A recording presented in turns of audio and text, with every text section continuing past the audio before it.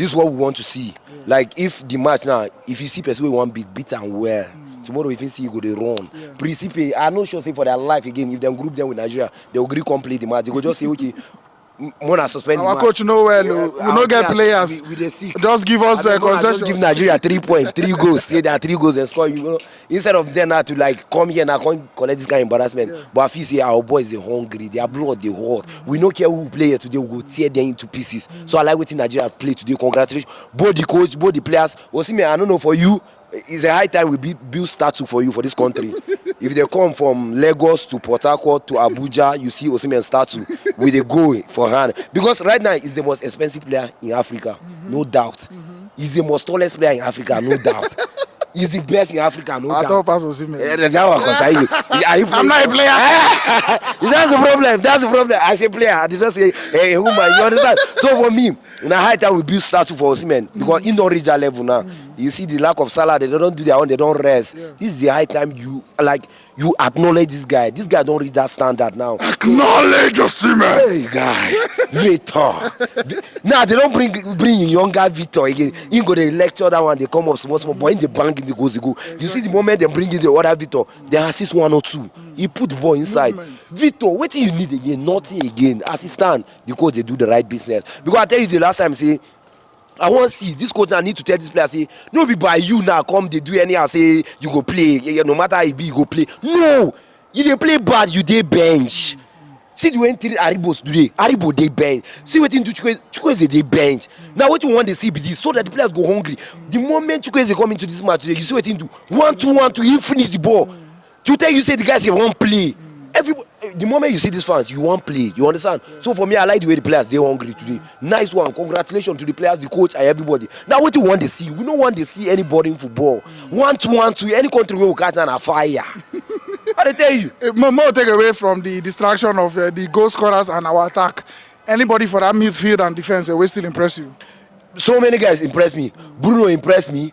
All I know, he don't get more job to do. You know, in they do normal business when do. He catch you on counter attack, run you well. Another player will impress me very well now going forward. Ademola Lookman. I feel say so many of us don't even see what the guy do well. This guy now they take on players. He they crossing the ball like.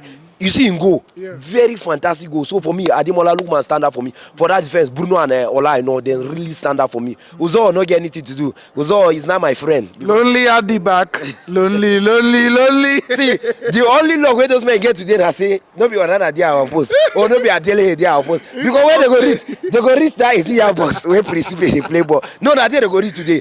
They go say. Even though they shoot from there, you will not enter our net. Because the lack of Ajayi, all of them, they back there, they wait for them. Kevin Bassi, what a job. These men, they enjoy themselves today. Now, what you want to see going forward? May these men now stand down for us. May they stand on top. You understand? Nigeria, we are giant. What do they wait for again? Treat them the way our musicians, they treat others. Now, what you want to see for our football? Don't be all these, this one. Nice one. Congratulations, boys. Nice one. And then, I don't know, it's looking good. We still got Lesotho to play here. We'll go away, play Zimbabwe, but I think it's AFCON before we play South Africa here. But surely, with the way we don't come back to this stadium now, just to fortify and make sure say anybody will come here, collect, go peacefully. You fly back to Abuja or Lagos from there, fly go where they go after you don't cry, finish. All the Africans, in case no one don't know, this is a new amphi. You don't come here and win match. No matter who you be, Senegal, Egypt, Cameroon, who are South Africa, all of now come here pieces. You know what Man City, you know what Liverpool they do Man City normally now when they come and fee. No matter how Liverpool they pour it, man you can confess, you know, all of them can confess to what Liverpool they do. So now what you want to use this beautiful stadium do? This is a stadium that Chelsea cannot even have. You understand? You cannot be borrowing stadium every time. Build something like this. Everybody know that Chelsea have stadium. Simple.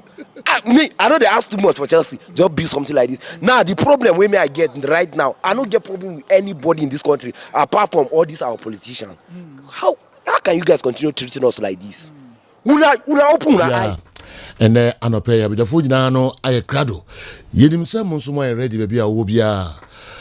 If you sabi kopim se don't ko bebo mo ni entra na fia mo no ne ani fie nsem se anopa bi aye no ye de bi sign abremo fresh ones. Fa de be ka ho 0551599933 0551599933 ɛhɔ ɛna yɛbɛgye mu WhatsApp messages no wote anka live ɛnso wɔ nkran Kessben 92.9 sanso na DSTV channel 364 GoTV mu a mohwɛ GoTV channel no yɛ 121 pamtoko Facebook ɛne YouTube nyinaa no nsa ɛbɛka Kessben television multi TV decoder no yɛwɔ so den sanso ɛna digital television bia nsa ɛbɛka live ɛdeɛ ɛna Montana de Tonya Bobo no de ɛbrɛ gye me call no ane hɔ na yɛhwɛ no pay free ɛnra page mu bɛpem ne no pay ɛde bɛ na branti ɛde ɛbrɛ Montana Godfather nyame adom na nso ɛ Nyankopɔn adom bibia yɛde nyame ase bibia all right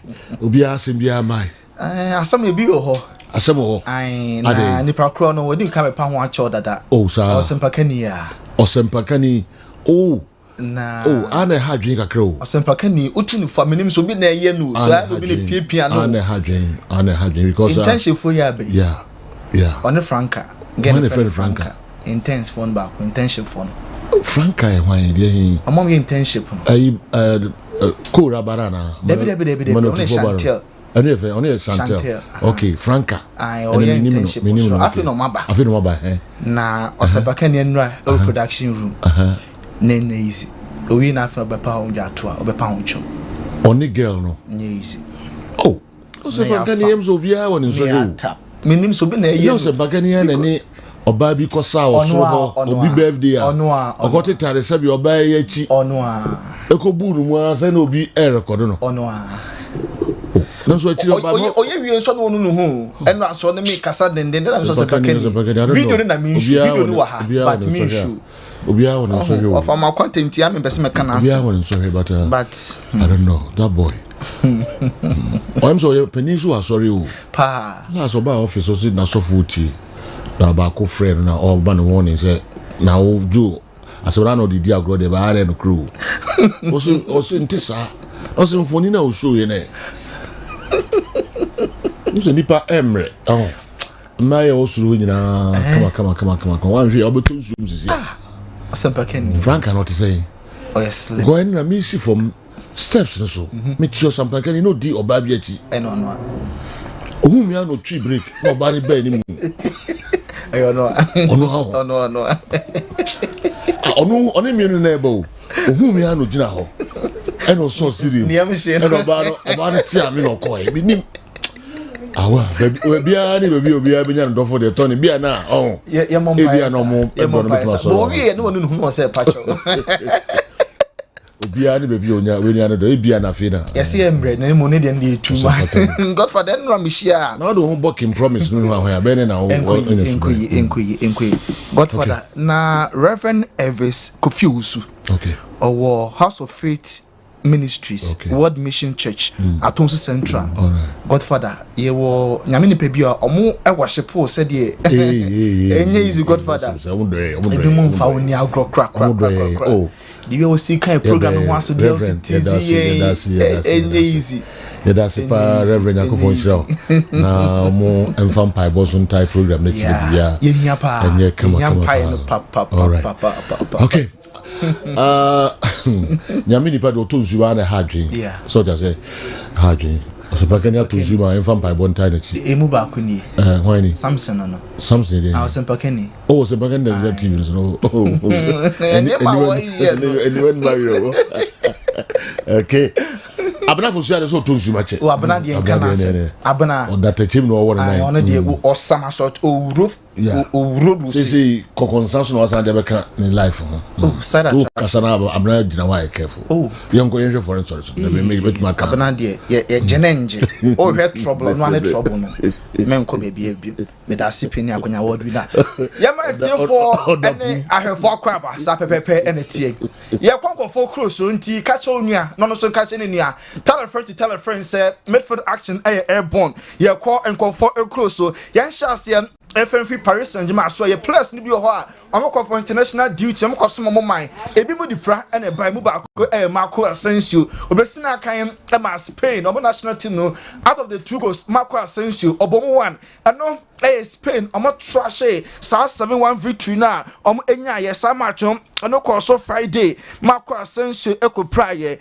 and the South 7-1 victory munya no Marco Asensio ni prayer no amana finish game no na oba Paris Saint-Germain doctors na access no mo gidi pass weekend we there enye likely said Asensio betime feature Eddie ama Paris Saint-Germain omo football club ne mom anya hwekwa ne be 1 month there Marco entimi ensia kan emfa ema PSG everyone on coin Mbappe Eco boy Eddie ma France out of the 2 games on also only one France last game man Omolo to Germany no ono so ni pra na onya first game a omodi nkunim ni ntino ontimi ensi akan France elusu 2-1 to Germany the entire duration ontimi ambo ama coach Didier Deschamps confirm say Mbappe we pra e woni kotodwe e wo training ground sanu nti e na sa match ontimi ambo na sani pra no say pra no enye pra eye ketua o ehu pa Champions League nyame adoma Tuesday and Wednesday games ho now them say PSG ebebo against Newcastle 2 weeks time omo any AC Milan ebesi akan Newcastle match dey confirmed say Mbappe be me say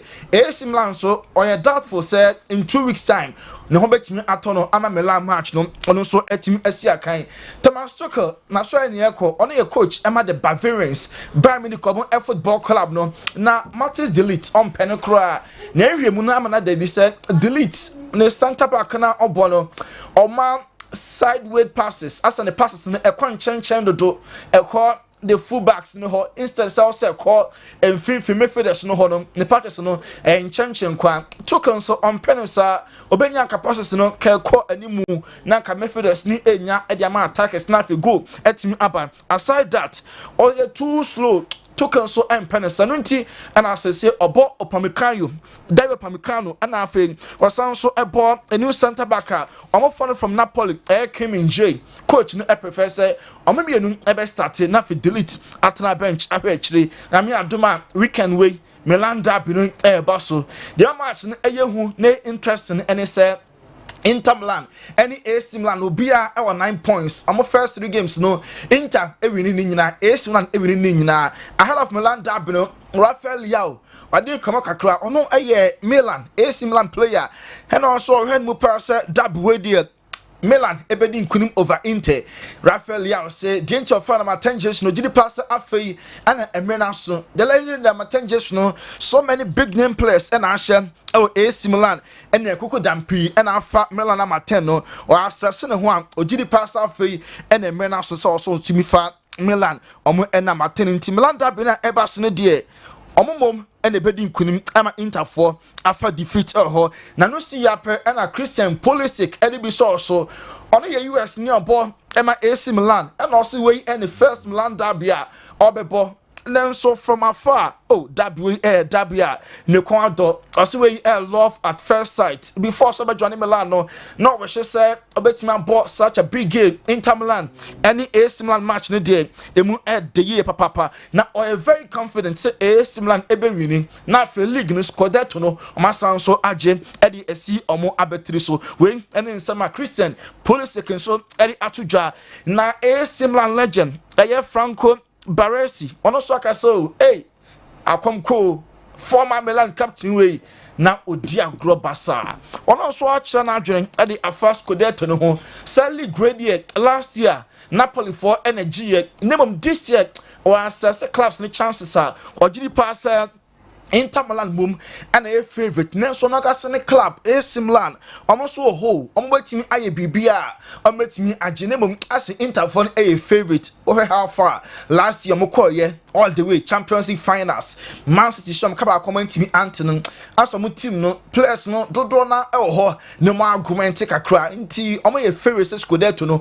omo betimi agewen and nsema Franco Baresi etimi edi atujwa Paul Pogba what him say Mabeka cho say Trabuna no omo fine no say we fa pneumonia or this year kan ama wonya say temporary ban kakro ntimi si akan ama jiri phone po communicate Paul Pogba say ono so I requested for counter analysis eba no dating doping test na ofeli na was say yansan hwemu biem na yese we take 7 days na results no etimi aba Pogba person or sanity or chesa one shada enye boapaye say na nitua bone ana orienti or start for counter analysis enche in 7 days time results no ebetimi abetodwa Ken Arturo Vidal, a former Barca, former Bayern Munich, Chile former player. Now, Obia in the hatred for Madrid. I send Rebecca from Madrid, and yeah, Papa, and also Madrid trophies view of her. Omagia ono onjin to because SCC nko also no ontimi kai the exact games now so abibia ne Madrid be hye bia no otanya red card o se anya hwekwa no emu mienu de okai pa sa osi akan bia tia Madoda na onya red card and no one of the ways referees SCC in the clubs edema Madrid ema munya nkunimdie eto aso ekwaji trophies nti referees no de omo cheati ono no club na Madoda benefited na omo Eddie Akwaji trophies out don't think recently trophies of Magino or no Ken Arturo ebi wo hwa ogituma enye ye anya ebi sa ne se Casemiro and Sergio Busquets why and now obepen no say oye the best DM oye the best midfielder between the two why na ya there and also Casemiro ya there pa Busquets and so ya there pa name no type of player now or pen on Busquets no doubt or better so pivot role no Obia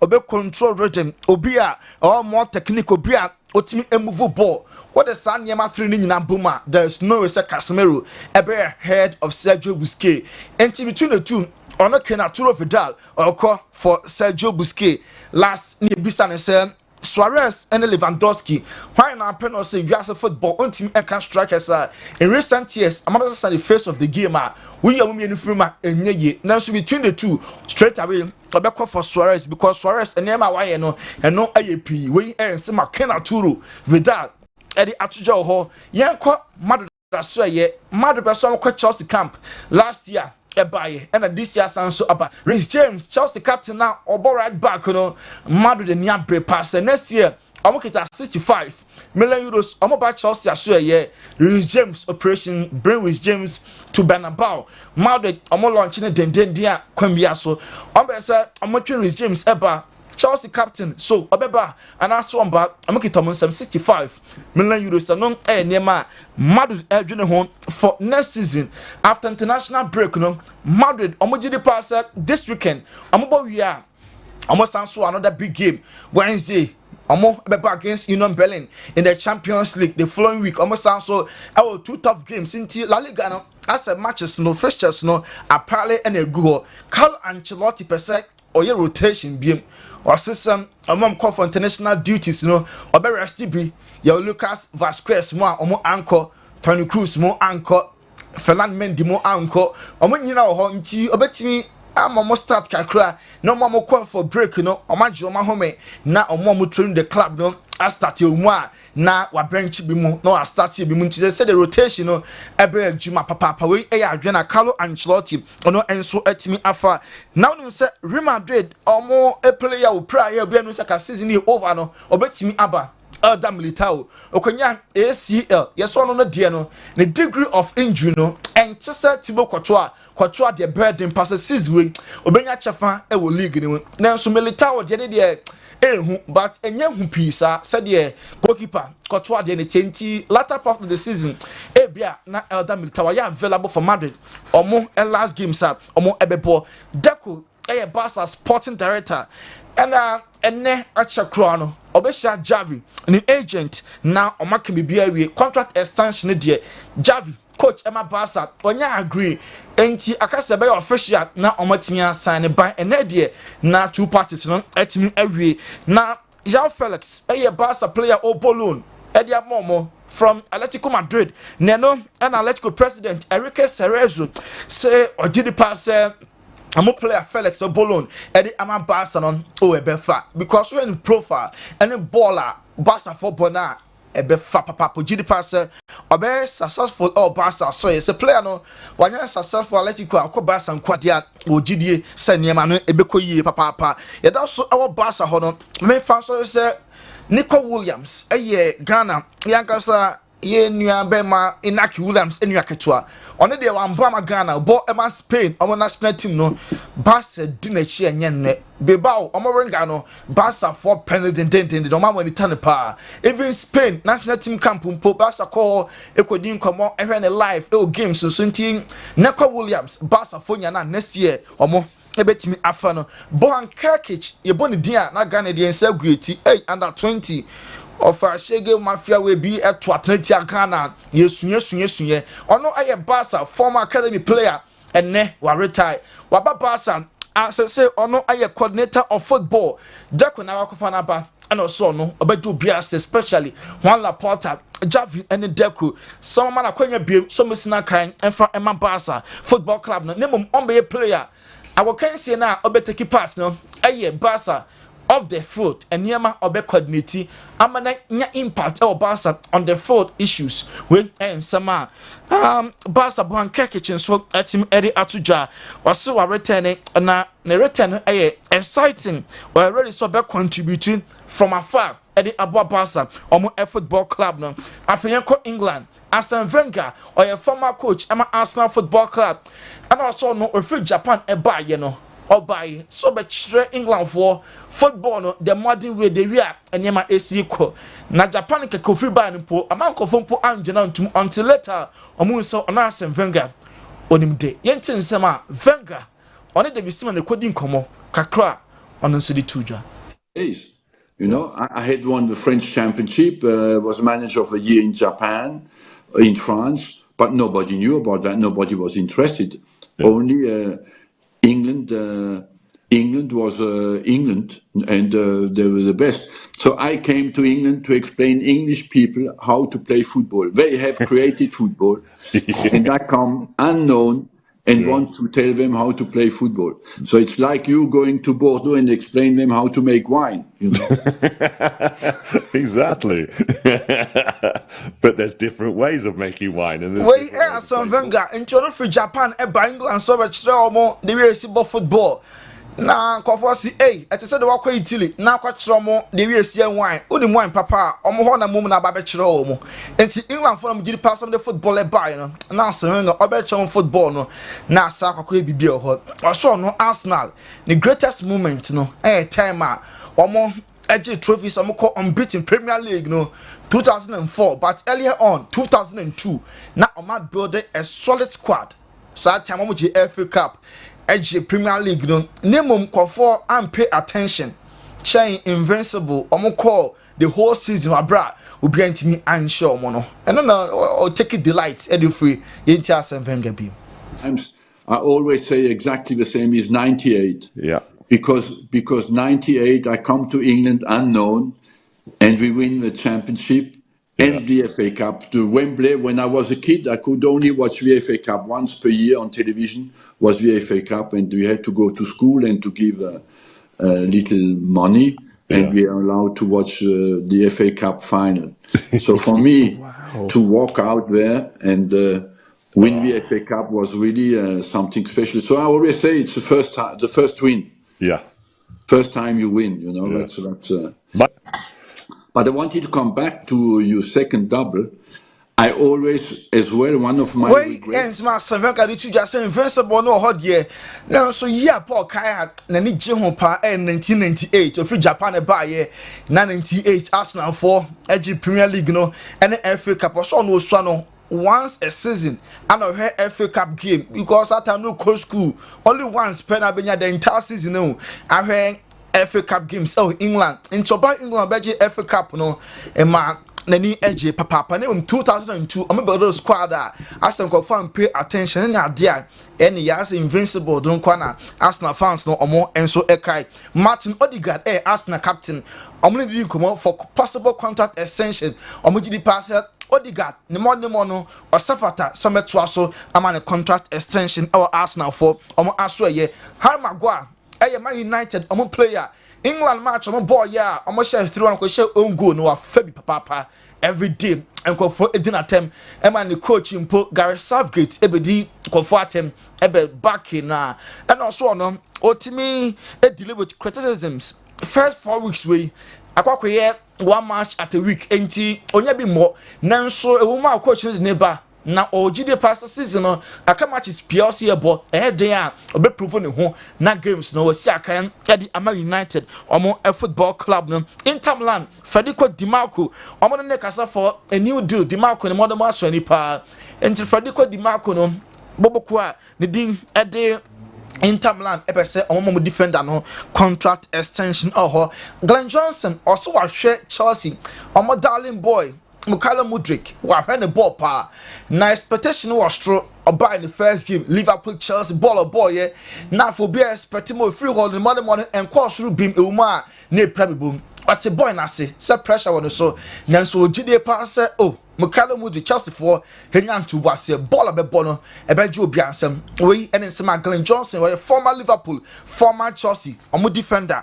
ono and so Eddie Atuja na according to Papa Ndin Eddie Sao Isaacson ono aye Chelsea skills coach Chelsea technique ono the church ho and on said saa no ni Madueke no Chelsea boy no Wenger no ni bibia say Iron Robin the you see far ball edo to na bonkum no so from right no a cut in at the about central no a curly ball no to say Iron Robin ball pepe now with time and call for ebeje nanu Madueke omo ebeje na di papa Ben Chilwell what Chelsea one name in the first ever back five and I said you can full back sir top five one name omo the number 1 obo Ashley Cole edin number 2 Gary Neville number 3 Patrice Evra or the Andy Robertson about 4 and the Trent Alexander-Arnold about 5 win and then some Ben Chilwell the top 5 full backs no what mean and name omo when say Alisson Becker Liverpool goalkeeper no onya renew the contract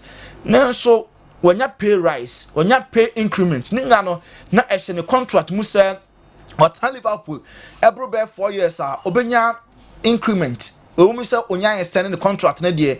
Na so last summer and I say yes no timi twa bibia. Enti o man contract no ni pay rise onya sika abeka ni sika oji e wo Liverpool say dey top 3 ye come more Liverpool twemu sika kase pa na oka won Van Dijk, Musala, ono Alisson Becker goalkeeper no and so abeka Jamie Carragher, a former Liverpool player, also Andre Onana, or you mu pa, or the Harry Maguire home. Every knee, Man United fans no more trust. On Sam Maguire, on your popular, or young from so Man United fans need Jano. And just an arrow biaba now team going to show fans and I'm so already, or my dreading tea, or my buy the war, you know, and no any man. Say Jamie Carragher say Onana wanya dear cry. Now cinema coin from so now what Tiano one of the ways or they winning Man United fans no heart and ya dear was say could be a esa wing and in some Jamie Carragher the 2 what win our Daroma you know way so near fancy. Our captain Reece James is untouchable, so Madrid stay cool. Okay, the legend will wait for Yeji and Abba blue is the color. So what mafu and yeah your captain we are Madrid okay DPB and Saka and then Caneno and Muro go for car for my betty the legend yankasa muno na modimun sabunkum eji support you yes enti kanina say money basa anye hu sa basa de nyehu ya de ehu pa the legend no the message by no kwa no yeah next year obefa obeba ho nice one Maminchia His Excellency former President John Dramani Mahama, the former president of Ghana. Yes, John Dramani Mahama. I don't know friend JM. Kuta clean heart. JM, God bless you so much. All right. Ma yentoaso ye kofa hinsi sei January ye bedi dwa kakra ye bedi dwa kakra na ne wanya asantini ene meko dagomba obeko dagomba yes why and I enjoy asantini and come time no ko time ko but ente no obeko dagomba okay green ente na we dagomba ni yes okay ne dagomba ni mo achiano pay ya juso no mi should be ukroma asantini wo mesia o na denti na fe na asantini mesi me kachirewa enye ye that's good mesi me kachirewa enye ye ntene dagomba yes okay echena Friday obakwai o de dru ha na obakonfante ana dru ha nya kan na ko amfante umpe mfante ope no wakwa asante hey masa ne wadagomba Allah pridebet.com.gh obetwa bet na be dia pridebet.com.gh on register ya di kan efa phone na register pridebet.com.gh o register na wa deposit sika bia be deposit bia no ye be ma bonus sika no ho o first deposit bia no obenya bonus ewo first deposit bia ho na nhihye ho nie wa register wie no na wa pridebet.com.gh no free daily sports quiz free daily sports quiz a ye de bema ho a obetime wini 25,000 Ghana cedis a day. I'll be winning 25,000 Ghana cedis a day. And it is so number more day. Nako pridebet.com.gh. Okwa now I register. O register here. Not to say daily no. And she share a free daily sports quiz. You know now the one remobi. Utriye now we near 25,000 Ghana cedis and I want sa ebetimi aka Gaming Commission of Ghana aje pride bet atum so betcha bet no the 18 years nko dia pridebet.com.gh and also twa bet no e wo mo asoye Totina 74 dropa num Totina 74 dwani bi na num T74 na ko ni pedue ma ebeboa kwan be so aboa ne se be kokko boost immune system no ama immune system no amodin abem immune system no amodi bemu a yare bie no ebetimi abo enu ntu yo bia wo cancer or kidney problem, or liver problem, or heart problem, or lungs problem. Akuma yari ne how, or pressure no so, or sugar level no so, or prostate no problem womb, and answer or any chronic disease. Chronic disease just say yari no konaba, and answer a krobi and aton we were white, or gonorrhea, or syphilis, a totina 74.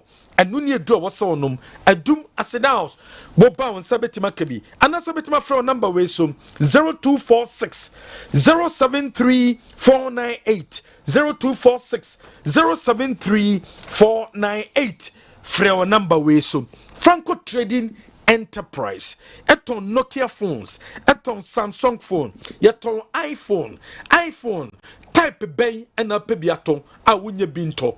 Bomadi na phone ni che Franco Trading Enterprise na kope phones ni bitom open smart television from 32 inches to 55 inches open tabletop fridge and also open CCTV camera and open biatom aye Franco Trading Enterprise and akwa yebeboa man saka nyama papa ni nyina bi yewa dum aye ben challenge bookshop police ni na draw aye dropa a draw de piano ye come for the mount senumbi now no police in a draw a bed draw a imboost a bed draw boost immune system a bed draw one no more timmy bow nipediana a police in no a draw and I know my babu or be a kidney problem or liver problem or lungs problem or fatigue liver and I say or person or stroke.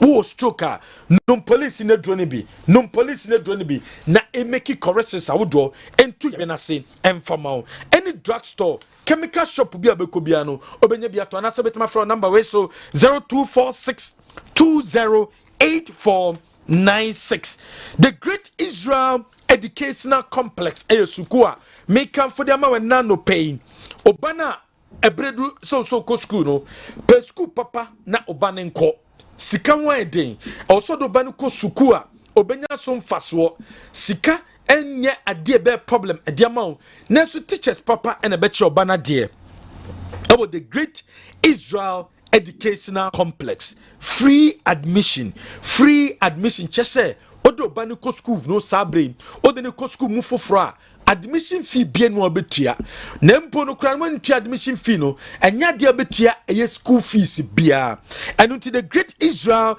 Educational Complex school no yentua school fees yentua admission fee dio hia ne canteen chese duane oba ne bedi no eno pe ene hia edema transportation so uni problem enso ewom Great Israel Educational Complex 0533 304 603 your number no 0533 304 603 and that's 0533 287 404 0533 287 404 the Great Israel Educational Complex there no school fees no admission fee levels Herbal Limited. Woman among the Levels natural capsules no ediabedwaso. Levels natural capsules ya num ema ne boa we nipeduano. Ya num ema bema ebredu so ne obe kohyiemu a wamoba no etimi akone Levels. Enunti and also num Levels natural capsules rebi. Na manum sibi men capsules. Wonum sibi men capsules a bema eboa ma timi adwunso ye. Bema bedwunso ya eye sibi men capsules and when you draw I was someone wonum bia ebe boaw ama watimi adwunso ye and it is sibi women capsules abedwaso waba besia nom sibi women capsules ni bi nanum sibi women capsules na ebe boaw ama wase wona keka no so atwa e dia mawo discharge a wo discharge no esubetwa e dia mawo sex a we a onti de no esubetwa e dia mawo DAB plus receiver no and was so nyabi unya DAB plus receiver ni bia ema kwan ema tie radio stations a wodo e won kan fane se meti kumase me receiver nesi me nchen na me tie radio stations a e wa akra live clear and so e wo so receiver nesi nchen won kan na wo tie radio stations a e wo kumase enunti kope DAB plus receiver ni bi na emwo na timi enjoy radio stations ahodo a eno so e wo ho ni what scientific clinic and diagnostic services Dr. Nimo Jumedia wodinie Dr. Nimo se waye kese obeso sote Dr. Nimo se obi rheumatism how obi adwonso amoja wom obi wosisi yare obi wo eye problem obi diabetes owo stroke hypertension typhoid another liver problem kidney problem awo na opea ni what scientific clinic and diagnostic services and what's so called obi a 7 periods wenum bon we oba we bema wenum pampan no enkoye obi a womb no problem wom awo ho eden e de amawo anasa we bema obema no ntimi nya adwuma ye fako ni what scientific clinic and diagnostic services 0244 087687 0244 087687 atonsu Monaco Junction ye ben adansi ura bank and I say ni adansi ura bank ene di nhwe ni mo kumasia in crying ye was circle inside Fotorama ye ben golf filling station no ye ni NS chemist ena edi nhwe ni mu Consolidated Bank of Ghana CBG say ye boa ma business bia wo ye bia no eye kese e de ma business bia wo ye bia ebe grow a and I'm banker odo ho to omoso enunti na make am for CBG dia ma say no ni the only banker odo ho to omoso a ebeboa ma sikasem akoye edia ma o business ketwa na wo ye no ebetimi asanso aye kese e de ama yekuta 114 branches and so our Ghana ha Kanisa Ventures and the Kanisa heba mixture no e de abedwaso Kanisa ba mixture no unumbia eboa Emma blood esekuleti wonum kanisa ba Mr. ni bia boa Emma bema timi bo adwuma ye onum kanisa obi a wo prostate problem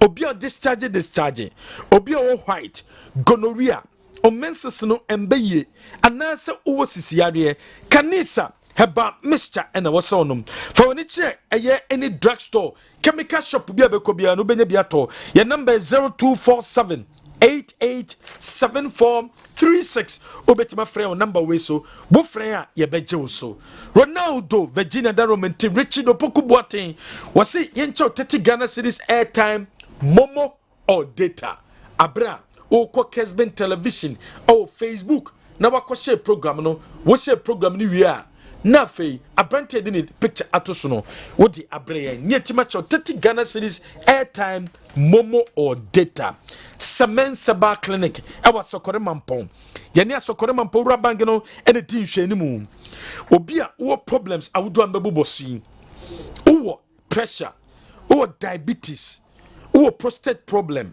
wo liver problem wo kidney problem UTI STI wo heart problem se eye gonorrhea syphilis chlamydia HIV Saba clinic and was so called asokore mampon your number is 0240 616061 the one and only Asantini baako pɛ ɔwɔ kuroma the one and only general adai okay all right my day we are in the besi say one catch him Oze no we go for same bibraba stop it stop it yes sir you know okay Asantini kwa na kemeti me and the metima fesu because Asantini ko public ah na sisi amanfo betima tanisu Asantini kwa na de baba de fesu opa fabra your darling boy Reece James is going nowhere, so Madrid should strengthen their right back with Tariq Lamptey we free Alfred Takwa Dumpim and hold the message free eba soko program na me fan picture of the day no fan tuja na de no picture of the day no eye kojo set Wasina Kanema Bechem United on your best player for last season Edema Bechem United Kento Aaron and a winnie here and Kento Aaron for number no ebreye na yen for 30 Ghana series airtime Momo or data Asantini over to you. Okay. Tomorrow means so we are starting the GPL against RTU. Come on, Phobia container best Udway free Atonsu and Abreye and Anopay Midfield action and when you go to Kessben Sanso and OTA live Kessben 3.3 Kessben 92.9 Accra. My name is King Cott from Ahafukukum for what to say. I want to know why in Europe when they play friendly matches the players' names will be on their jerseys, but in Africa it's not like that. Okay, we believe in our young boys at Chelsea. Very soon Chelsea will be unstoppable both in the domestic league and in Europe. No one is leaving, so they should forget about Reece James. Is going nowhere. All right, Intina and also the about number 4 atrasi. You hear stories no emu kakra. Sir, could you believe the top scorer of last season's league, Abednego Tete, was given 5,000 voucher to visit a dental clinic, whilst a referee who officiated only 8 matches received a car. Ghana, Shadrach, and you know, say, una the message, and so every Reece James has said a countless number of times that he only wants to become a legend at Chelsea and not any other club. Palmer, and so the Abreye, and so no. Yeah, to also the Amamo. Good morning, Yakub Ahmed Diko, watching the show live from Xavier. All right, Xavier. All right. Sir, do you know that for the past 51 games played by the Black Stars, in the 51 games played by the Black Stars, they've won 23 games, lost 17, and drawn 11. Please, to your noble panel, ask them, how will they rate the performance of the Black Stars currently? My regards, you all. Ahmed Yakub Diko also the way everywhere and Abreye. Love you all. You don't so ye papa. All right. And it was so Mamo Kessben 313 live on Kessben television. Please, can you wish my lovely little sister happy birthday for me? Your friend is saying one fedi bia Abreye later. You better na enoso hunsem ye de Abremo. Messages not bad. I'm the eba with the former young watchman crankra and so the amom yes remo mamon fa and then your messages and then the opposite of the two are free. Wakum be a far good unsembiano, which me the honsem no abre ye name watchna and a for messages. This is total disrespect to Chelsea from Madrid. How can you estimate Reece James at €65 million? Madrid pa. Na and also no and the game mama masofa and anopay but okay some here okay boss okay so here no go pa dum bia iboko pa o crowd o yare ntimi ntino o mi eni pa na ka yare ntimi yeah say intense what I exercise I getting no. But said you see bear ref kala na second that could be count to because that cannot to. No there be. Ba o no count. Before positives na one mu no. na me jadi akadama no amono a dey na me brain well you know yeah number 1 and say Reading for your 2 more points for not be able to pay their players last month. And Rebecca was some credible link the usual issues that is cropping up in Ghana football and missed salaries and how players are suffering. Osha Harima why my men so about Bekasa no pay. Yeah. Nema Mia Bekasa na Andrew Nananso. Jimmy Carragher can send me on the link with Maguire and again on also beat me about the PM for Cameroon in the AFCON, how it will affect Manchester United. Do you know Nicola Jackson say the statistics are so nipa your version of statistics on in the production line no say the city 30% of first strike be January you beka on sem kakra Real Madrid for pay Chelsea for captain Fennery James you beka on sem kakra Federico De Marco Inter Milan for left back Giuseppe Beppe Morata and so I can sing be a fan home. You know any other stories are a better see a better discuss from Elmo Muti and Omo More and it said the name of Isiako. All right, Mamincha Mospak Moses Ama Paka Mediama president Maria Obia Yenchao na Africa here they be at our you and Andy Mospak yes and yes some good work but you know Oni Gigi of Dreams FC. Yes. But you know, as about to one weekend you make get down information get to it. Yeah. Me you my mind say omo share teams and boss on be more music for African and call. Okay. Yes, omo man and call. Okay. Uche companies near there. Aye. Okay. Yes, omo man and call because Africa born enough. Enye easy o. Enye easy. Inti yes omo ko share bo ebe TV so fancy ahodo. Media momo say be kwa we. Yeah. You know omo be nyeska. Sure. Hwe numbers omo de call. And yen nyina etie yen check players, yen check score omo, yen check on finance, yen results. Inti yesre omo be share boss media mom be mom take on be mom sempoa you know so omo kaka omo ko born in Nigeria kirewa say anything be you in Nigeria no the next trip Guinea so omo timi qualify next trip be Morocco and Algeria na Tunisia be ba of Africa inti we there omo hia moa so omo sika na say kra you know omo omo no munya sika fa motivate players no munya sika fa organize omo because teams ni bi kura no mo ba wa ma operation mu anya de emfa inti we there yeah omo first ka mo no ko support omo jay omo sa next time omo pull out e kotia nyina yes nyina obi no de bia me ka sem ba ko me say team bobola supporters in your results. Yeah. Seka kona akosa yakako yenya announcement say o ebia and this FC kwa ball against Nsuatrema umka akosa yenka. The number of minister players be din we are not interested. Say players didi ana mama umko ball we are not interested. What supporters you interested in say results beba. Yeah. And teams no more suffer and this is Africa. You know who club be omo do omo Africa mu we are. The following season na fe the relegation na omo pre. Enti media man so ni numbers e kotoko ne ha ase a omo ni the fan base, the supporting base a omo be itaku ne sempo bebrebe dia support omo. Enti we dey yesre omo mu a omo na gino a omo kwa omo so atimi abomoden. Aha no kra no unhia so be motivate players, unhia so be camp players. You need to organize your whole staff.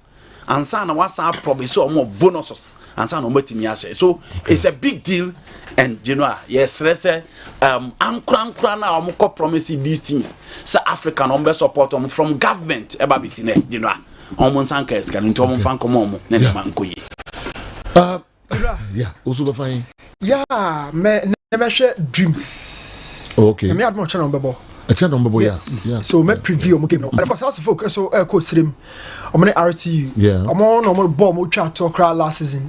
It wasn't a good result for us, but I'm new additions. RTU are losing a lot of players, so a big game. Precisely, you know, has fucking young lose game. Or RTU so many lose game. But I must also make a lot of new additions into the squad. A person, making any na ma discuss our board no so. But you know, I'm person me call off the field be brave, especially into administrative issues. But your league na kebe start here. E come organize a drum am here demonstration the TIF no. And send a league we say asha say. the players in the welfare no kwani ade dem akoma so akama organize dom ama ya demonstration players welfare players in the welfare premier clubs no yes. Players in the welfare yes sir. Oh, okay kwa be so at say obo dono na de ogina edwomo sa no onfa no ho se no ntuma bepa onfa no ho se be ahwene egu na sene na ema ne keche ema asa ne ye fe no onfa ho general oya sa na wunim de woye bia o gini kete no nko ho de a wunim de woye bia because asa no na ensem no wom okay you players no so muni ho no yanyi wo mu mfiri ho no league no way okay but we don't care about them. League yes you be starting new season yet up yanko clubs in book mu ebi mo the players in 6 months 5 months 3 months sesenti ne sese basa onye de no mo didi sesenti a me ntiase o general eti efe no pa no nobody should tell me say ket nyehwe na mom major stakeholders of our football back a group of young boys na a boy a bet players ni bread bread do afita fo bi ho so afita adwuma wati wo krom okọ adwuma wo atonsu obafa fo ma na de abesena kọ onim se o struggle na ya adwuma no footballers ye enka talent en nyame de amomo enye kwekwe enye pa on ne talent no ne namubu ne career ba wiye ne nan mu no general emubu ne pon ne career nyina ba wiye yet we don't care about these guys. Wow, nti afi no emfanto no ho so na serious pa wabia obetimi edi aboa wura clubs no mu na wako play role bi ama players no nsa aka omusika no yes omo ano omusa enka sika no na sika mu eya he na monsa ntua mambo frey no mbede no modidi ekom di binum yare general boys no homobo on families afi ato omo ne adesere nko boys no homobo yeah fro na see my try me 50 b evanye we professional players Premier League clubs players yanka se discussion capital is kakaso so be dreams anyway na cafe yanko foreign ya ba na you know foreign ne biesi on dia de link adem falenke Reading last month omo omo players ka Reading abuchman okay they were tasked to present a certain amount of money e wo maka so me be represent the wage bill of their players okay omo ntimi amfanko omo till August omo ntimi nti omo league no omo bon yate omo points eno ne Europe yate omo points say emra ye de ba omo say players na wo so omo di sika we a certain percentage koto omo accounts mu na omo di tua players ka na omo anko ankotua nti yate omo points say ye de ne ye ba ha dinua ubetimi abobo class no RTCU ebe ka say omo players na makom kro na omo koye no enye bibia ntia omo nya sika mfama players no okay and now pa biki kra boba ko tichila Elias to say 80% of the players na omo kono it is because they don't have money to pay them yeah their class ni here enye jesi the players ni here enye boot they need money to pay their players omo here no mo but omo say yes ka you know my arrangement of was in order of importance oh okay scale of preference na me here so e come de oniam boot ade na de koye say come de oniam agesi ade na de koye so you need money they need cash okay and it says can you converting this can from a class because these clubs are suffering you know obebo na no say na make can face ade 4 months 5 months na omo de ma clubs no omo ton no from scan ma clubs the make say sika no says can omo mfanye sika mum nye boot omo de come play because bless na ade mom no you know baby e bi beda ho den e come di people and we are talking about 7 months 6 months 5 months and do you know the sad effect of this ye ball league ni we anu na shegu ye ntua ma players you can ask them ye ball league ni we ye ntua mfa ma players no next kana shegu I translate to the level of ministry ya bomb match 25th March Ghana bo against Algeria ama boys ya qualify to Morocco aye kwakobo under 23 March March April May June July August September 6 months ni almost winning bonus aye de be ma players ni be sin enfanko and ye sorry I see players ni committed ye mpani mfo na omo da no ho na ko ya dwuma ma ni sika kam 6 months hwe letter na fa link letter na sa goalkeeper no eno na make say game no omo bo against Algeria no omo bo on 25th March and omo bo sa match you know match the babisi ne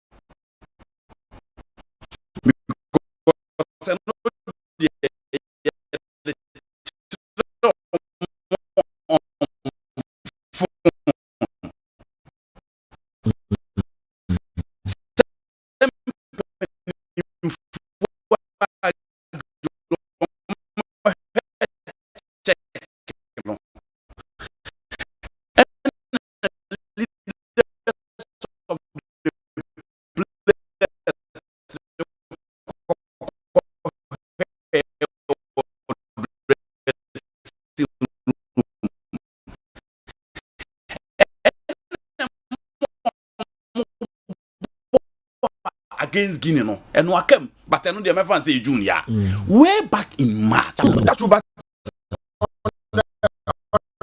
the majority scale. You to do so almost stretch your hands no. Oh ye then toss about na into your cancel. And I become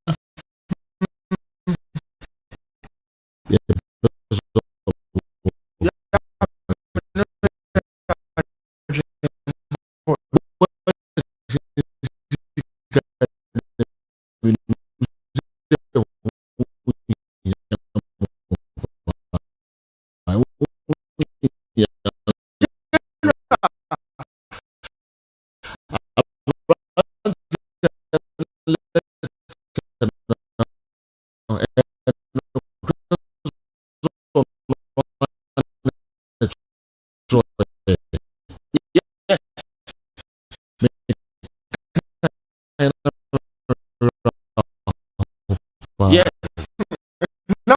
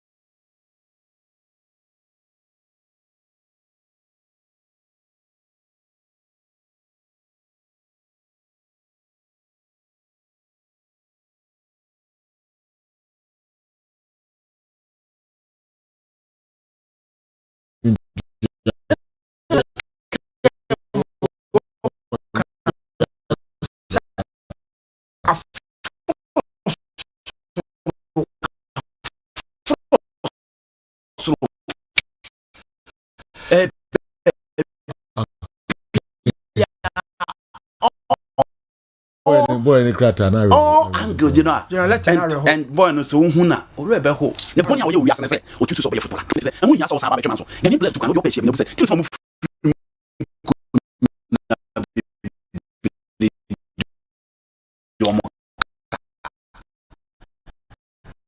or not way. Yes, before and after. Before and after. Oh, yes. Before Nini. Yes. And after so you yes. know. That is recent state. It is strengthening for all. On that we are to somebody more can or die. No coach on your bonnet. The bonnet way and so cast over Jamaica. The bonnet way and so to football career. And you know, it's about that. They run cities. On mine so go more soon Jamaica. Jo abere no survive. When you see side e be fasa ma bibi kosia. And no be there ho show. Hu na yi ase. Delegations upon delegations. You know the one you tribute akese. Utimi kan ni so. Tribute akese. Kase be ko ho no. Tribute akese. Wow. Sergio. How? Please, the sound is breaking power on Facebook. We cried Obana Diabo free cry.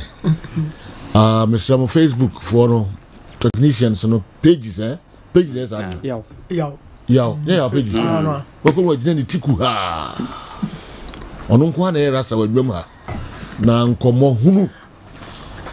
Na atinye na oji na office ho. Pages. We say kopem paso na di na office no. Onza nye ni. All right. See two for about no anya dia. Awa. Sergio. Mon can say sound need break of friends. What you? Yeah. Yanko. Sergio say okay Arab Spring. Oh yes. So, see one. Yeah, how it started. See her. Mohammed Bouazizi. Yeah.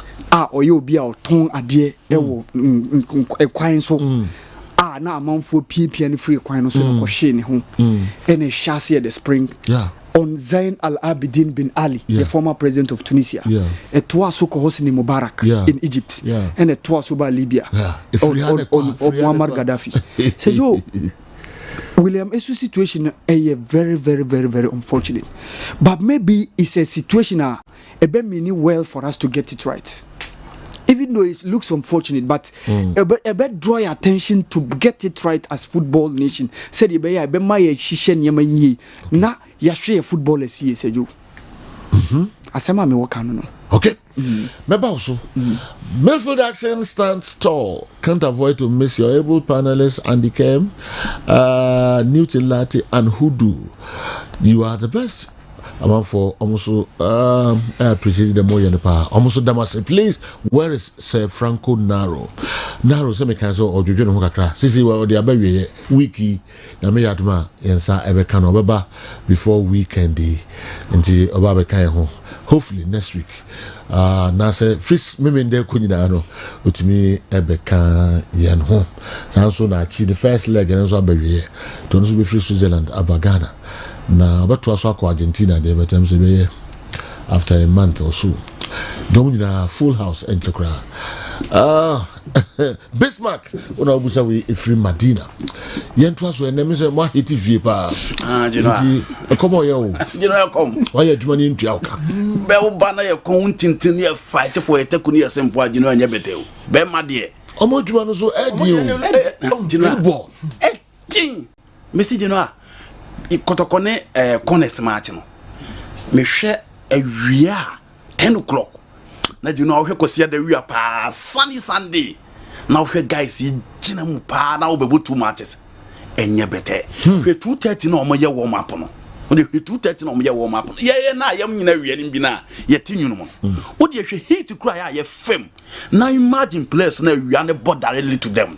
I said the omuti esofa into football the anybody you know when you support am fa ho your fa ho an say 3 points into guys no more bre energy no ball your mo ba wie kura mo wie menya sika da hobi omo wie menya sika da hobi obi o kura ball your be bossa you know one two kwan ankope kakra nso so na so memu na otia eno ano na nyankopon kura mo you know usan ko pradia wa hwe your life na no ano because beyond sanhwe na wo dem paibo Osman situation o dem paibo ni inshallah ya na Jino odi na musa ase nyame be hwe inti place ni bebre o Jino wo hia o kra na wo tete o mo career na say o hwe ball o mo boy ya o mo ni dama Jino o mo ni tekuni sempoa o mo na no so asan achiachia Jino o mo na o hu o mi hu o mo ye no mo na bobo o mo akuro ne tafo ne obi na konkon o mo ni now problems now. So the one your problem because saying one yes kapa anhwe ne ho a of 50 years ago bo na ne sisi. So no money di anhwe okra hu ni. Yes. Obi wa utimi hu. E na obi be hu me. Obo ni di a che ansa na me hu ko Jino se ne wo che kete so. Hu na no sisi kan wo anya. Hawa Messi ne nan be nkum ne nkwa $900 million insurance. $900 million insurance nkwa. Messi say. Insurance. Benya it me ko boy is Messi. Insurance place. Yon come on ni kakra. We What's up no mabo? I'm back omo. Yentu aso. Jino me started from Jimmy Karaga. Fans na no mo jikeke. Nothing. No Moniska Jino. Na your teams ni bi kura team san hard time my players. Jino mo hide down my players. E bi mo no man mo na tete o. The players no. E bi mo no Premier League player. On any man na tete. Jino boys ye generation unni momo. Ye generation Jino unni momo. Ye omo ya strugglers. Ye generation footballers. Omo ya brefo. Omo ye like e come do omo. Omo person mu tu omo na si baabi but empenifo mamo empenimo omo. Omo ya omo who said no these guys are feeling omo fifi back. To Togo grab ka yes. You know, see the list of players e move ko Togo ne Burkina ne Benin e kire wa ho. You will be shocked. Yembe shokra. You will be shocked. Burkina ene bi nso ko India pa. India Ethiopia so off. Say Ethiopia me ka omo de omo ba. On say Ethiopia for the omo do Premier League level. Hona Pirates one Somalia hono so nyina boys. You know, omo ko papa say ni pe ko mota. Me de ma Premier League team tini hu ye o. Oni mama form ko mota omo Premier. Mini be pre. Until the guys are fighting all around just to make sure they will get something to feed their family. Okay. Yamba was on crank. Okay, do you know? And that is interesting because my come more of you. Okay. Later there's a local service number. No problem. Okay. Jimmy Karaga say Magua ne more de boy ko feminine no. Ene obi am penasem United team no. Any advantage Abrante fe Andrew Nana. It take ya into game against Borussia Dortmund no or the Tiatiano. clearly no I can my why ho nsem bebrebe and na no pay ne maame nso di bia ba beto so menim say you know enter obeka ne maame nsem na ne maame di bia ba be piso ne maame so yi no ati tintin and that's odi ya pa you know ade amode ye ne ba no okunu ho me mase me kan ni nyina okunu ho ma tira ne career and aniema nko yi and what do you expect so obotim kese na wo ye player e di sika kese ato twa okai na niamba nko yi mfa ma wa you don't expect anything. What you expect is that people from left, right, center will lambast you because the sika kese into we dey watch TV so a we Dortmund against Manchester United in the preseason and Maguire lose possession ma ball no esa ba be share nti onana mfa nche ne kra or tietia na keka na dwen kire no nti clearly a goalkeeper, a captain of the side now we shout on the side obi beka say you are being too disrespectful to Maguire na no mo kire mu a je no ya no ni wo hwe say de onana si kokobo ball na dwen ma na on TV na onye happy with how the goal was scored nti but in as much as Obeka say be onana e being disrespectful you know obisa coach so on beka tro so your goalkeeper na sa oda pom na on kasa obi ampe no matter how nipa bebre gidi say we are very good no matter your technical attributes so your goalkeeper na da pom na we are quiet because you are the last man in defense in terms of arrangement, in terms of organization, in terms of the striker una we are tasked to organize it. And it's a one upper hand ahead of your defenders are obre. And you need that goalkeeper everywhere. Cannavaro ni nesta mukra ano yetia omo. John Terry ni Cannavaro mukra yetia omo. That is the way goalkeepers react when they are not happy. So once you check the year, so give him passes. So commit errors. A choir goalkeepers a faso a shout to defenders ni binu nana ye no. Inti I don't think he's taking advantage of Maguire deep in form no na dey, but he was just unhappy and that is how goalkeepers and Pempi or more react when they are unhappy. Obi si ohwe nanim no omu Maguire. Omu ntra na obi dey say Messi na yes a mistake Ronaldo no. What ma shout o ma dum check kemagu o so sa. Omu Maguire ntra. You know Ronaldo na mistake all right. But she say the onana see here no. You know sana goalkeepers react.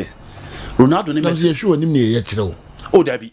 Okay. Debbie. Yes. Ronaldo. Debbie Ronaldo was a striker. Ah, but mistake be chire. Oh, you know. Ball striker beat me as 5 chances.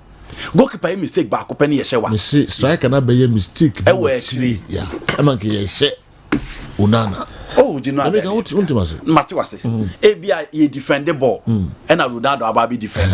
And wa be mistake. Yes. Well, Debbie on shot. Debbie. Into where any moon is for. Oh no. E idea goalkeepers area to toward defenders. So man nye me ya. Okay. This is not the first time. Go upe busa coach bia. But they are here no. Unim say o attract passion pa. Every English media yes. No players yes. Yes. Pundits no. Yes. What do you expect? Onana versus Maguire. Who expected Gomunya Day? You know, it is very normal at the United front. San Omote. Onana ye mistake back was discarded for 2 days. Anthony Spain was discarded for 2 days. That is Man United. I was there in the stands as usual. It's not acceptable what's been created over nothing. I understand that in world of football, there are ups and downs, positives and negatives. But what Harry receives has gone beyond football. A does something to me in kind of Mamino, Udi Yapa, the Modi and the Ba, Harry Maguire. You know, Sana game night here, so see I come for top club. Now say consistently you commit errors. You don't expect people to keep quiet. They will say it.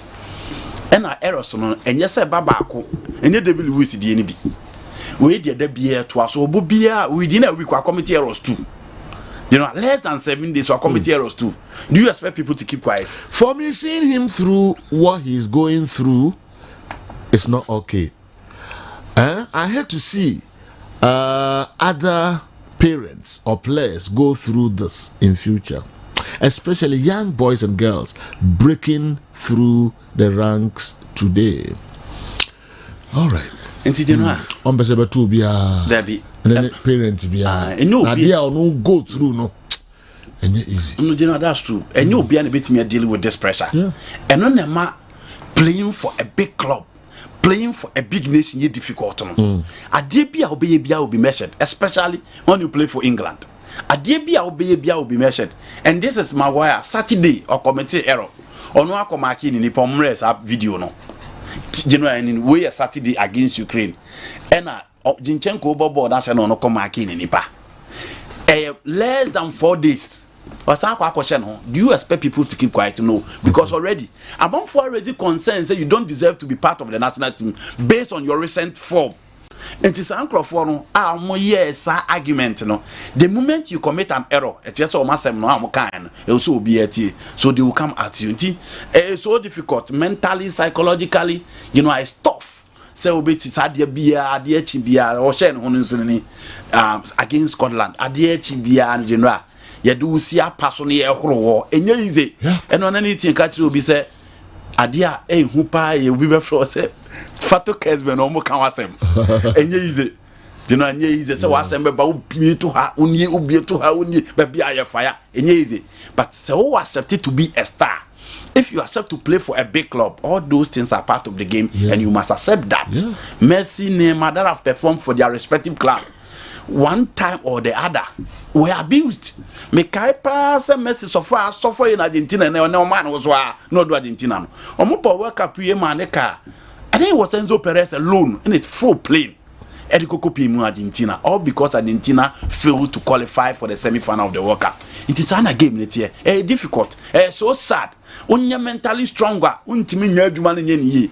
Inti Maguire semne but you know what can we say? Unana beba AFCON. Na hona coach your friend Eric Ten Hag say unana initially oba be fa no na abrantie no nye na dwe se obesi aka dia Cameroon national team bio. But after joining Manchester United, Samuel Eto'o ne kasa ye nyina nim se unana obekọ Barcelona no na Samuel Eto'o academy nim no before or joining FC Barcelona and later oko Ajax. And senseme ekosi wo World Cup no Emma Branch and so onsi aka from Cameroon bio after he was suspended. But you know, about back and share Cameroon against Burundi. This is Andre Onana. Onana no. Excellent saves. And you now hear from him. And you know, he kept Cameroon in this particular game. Into Umpeu, to have your goalkeeper for Manchester United, you need him in AFCON. Cameroon were options. But you know, AFCON no muhiano. No almost saw but AFCON na Cameroon knowing Cameroon very well. Say, I think 2017 was the only time they struggled to go past the group stage. Yeah. No money Ghana and Guinea beside all group na Anko Yena Benin. 2015 Anko Yan Farmer. You know, they always try to go beyond. It is almost cordial. Next of Ben misses 7 games for Manchester United, which will be very, very tough. Because previously, I don't know idea about Kwane Ferguson from Africa players, apart from among 4 tagging to a racist. No, and you be a league night tough. Now players, some be perform the amount they will be playing in the AFCON. It will be too tough for Manchester United. Or more Tom Hill team, by missing Onana for 7 games, you know it will be tough for Manchester United. In fact, after reading the statement from Harry Maguire's mother, I feel so sad for him. I think his problem started with his prize after leaving Leicester City. He should have gone to West Ham United when the opportunity came. He should better leave in January to one of the mid-table clubs. My regards to the best sports crew in Ghana. Wefri Adingra. Adingra, administrative officer, Kwadaso Nelson, training college. Adingra, nice guy. Adingra, good morning. Any staff now more honor. Yentwaso. You know, I mean, some Bema Nicola Jackson starts on a media Kamasemo. Okay, Chelsea striker. Okay, and on the TV. So, we Premier League in Mafia. So, also, Camrica 2 and Nimuha, a branch and that first. So, also, attacking runs, okay, on Chromatrim. So, run a challenge in your backline on one at that first. Wow. O targeted runs targeted by a pass. Nicola Jackson at that first. Total distance of runs on one at that first. And only Juma Nicola Jackson aye in the game Chelsea. Runs in the 160. Attacking runs 141. Runs challenging backline 67. First. Runs targeted by pass 61 first. Total distance of runs 3.7 kilometers. first. ɛno ne ade a Senegal ni abrante a osi academy at Chelsea na de aba Actually say no ɛkyerɛ sɛ ɔyɛ adwuma but there was a missing piece ɛno yɛ deɛ goal no ɛno nko na aka because you know coach bia would love to have an attacker or what these stats run kwan I didn't know why no run bia no different there is a missing piece so the bia run can ho bia no first now you saying both so you right and then just there is a missing piece and the missing piece is a goal scorer adwuma ya wa ye nyina ne go back up na wa hye Chelsea supporters na pen because ball no e be didn't say who so otimi de bibi but where are the goals and only idea a message from Nicolas Jackson and for his new role within the setup it will take time chances ni biba ontimi mo nhye ohwe chance are blew away in the game against Nottingham Forest now the lack of composure up front and players tum rika bebrebe in general clearly who say almost like that composure. It is very normal with players running with the ball. And only idea I had the missing piece when he gave him, and that is where you expect coach your friend Mauricio Pochettino to work on a branch friend Nicolas Jackson. The shooting ability to affirm and to say her statistics nearby as a striker. Apart from all these attributes, you expect to see the number of times I was shoot to upon him on the start him, but nina a BNTMP or topo.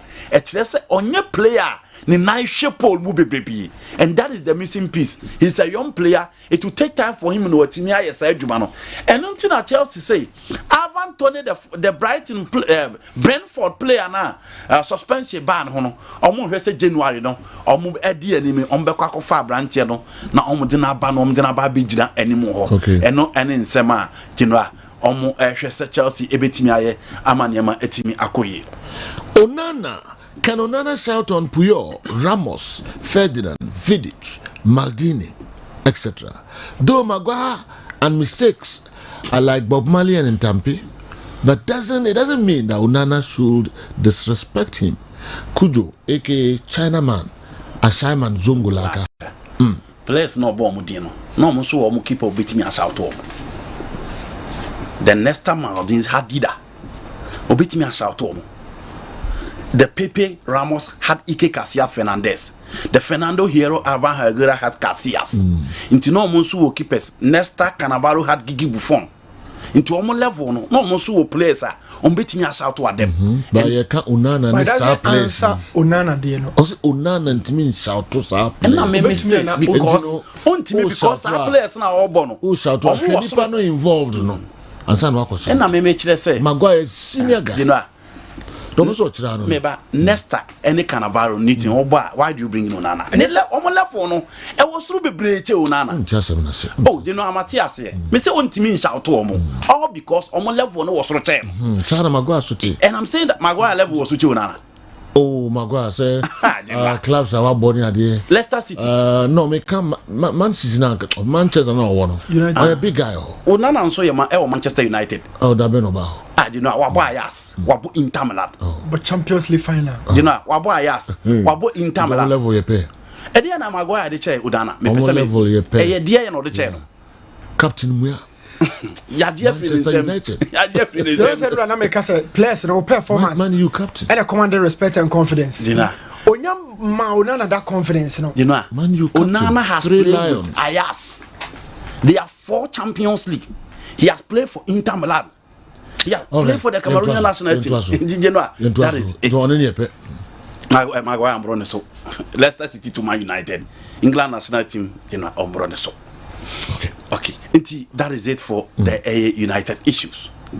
Now, Oko Italia. Pick one pen account. Oh, me pick no kwanam dey see, you know. Oko Italia. There's one player a lot of people are not moving for us here and bebrebe ehunu no. The Champions League final. Inti season no time na man for airpellets backs ni nipa bebre e ka say adenti da branch na osi academy Inter Milan friend Federico Di Marco don teams ni bebre enchesi enkofa sa branch no na you know season ebe wie no ohwe Inter for start season the kind of performance almost done di ewo eye Serie A nim no ama former players the Italian greats ni bi e dey to just there bi so ohwe performance Inter done di a ewo se Milan akofa Chukwueze o makofa Christian Pulisic Rafael still perform lift to check mobile games o mo bon efe but Inter stand out. Napoli for no lose just a game. Osimhen asa hafifa ne niema ni biu. Kvaratskhelia asa hafifa ne niema biu. But Lautaro Martinez form na no was alongside the other players oni Marco Thuram a form a partnership obi e ball mabaso. Na no na Giuseppe Beppe Morata ebe ka kire obi ase. The Marco no omo receive offers. Ewo sama no but omo decide say omo nton ni nyina no say omo pese omo renew Abrante no contract na ne makoyi edema. He's a good player and he's one player that I feel say Inter Milan Genoa so omo renew the contract no more time down the performance no ebetimi aboa Inter. Okay. Reece James is not a traitor like Mason Mount. That boy will never leave Chelsea unless the team doesn't need him. Anyway, the Ghana Football Association should ban Legon cities from our league. We need serious clubs with financial muscles to make our league competitive. RTU should stand well. We are coming. Phobia. Zakov Mohammed.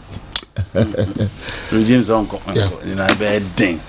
Chelsea. Okay. English player, Chelsea captain. Well, Madrid can push him, but I don't think James. Well, let's see. Good player, Madrid Nyana Obeboa. The only problem is but I don't think the amount for and so canon. Clubs are for several months until our player can FNB. The amount for consent. Yeah. But if we are been about 3 clubs pen the Diabo League, you know. Okay. But yeah, I can't say can your clubs I have been about 3. No, don't league, you know. Yes, maybe I'll be now Go Stars, Obena House of Folk. It's the last season here example. Obena Mediama, Obena Bichim United. And Kotogo Bully be on the players 4 months performance more refi. And the summer Texans way. Yes, Obena summer test and probably become Chelsea. Okay. Omona Abina Omo. Ye Bully Gunyo minim teams ebdiemini menka. The minim and American. Say you know no money players can be 5 teams spent. Any Diabo League, you know, the players are listening, and you know, you see a big team, sir, or bet your players. Oh, the 100 cities crown was some beba, and no of us will use, you know. Yes, and only a chase a big macra. So be at the end, I will go free. Himself was some so pair, Ubin Sky Day, a year, but said nail a big my dear, and you know, in TF, you know, I was so moved because Sanya man, I see, I shall see, say, the bully, you are my players, and your neck.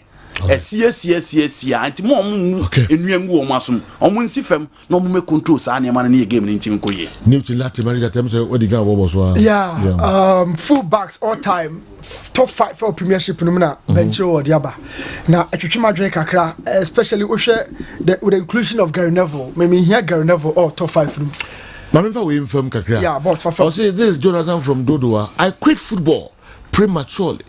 I'm now a taxi driver because of the hardships we're going through in camp.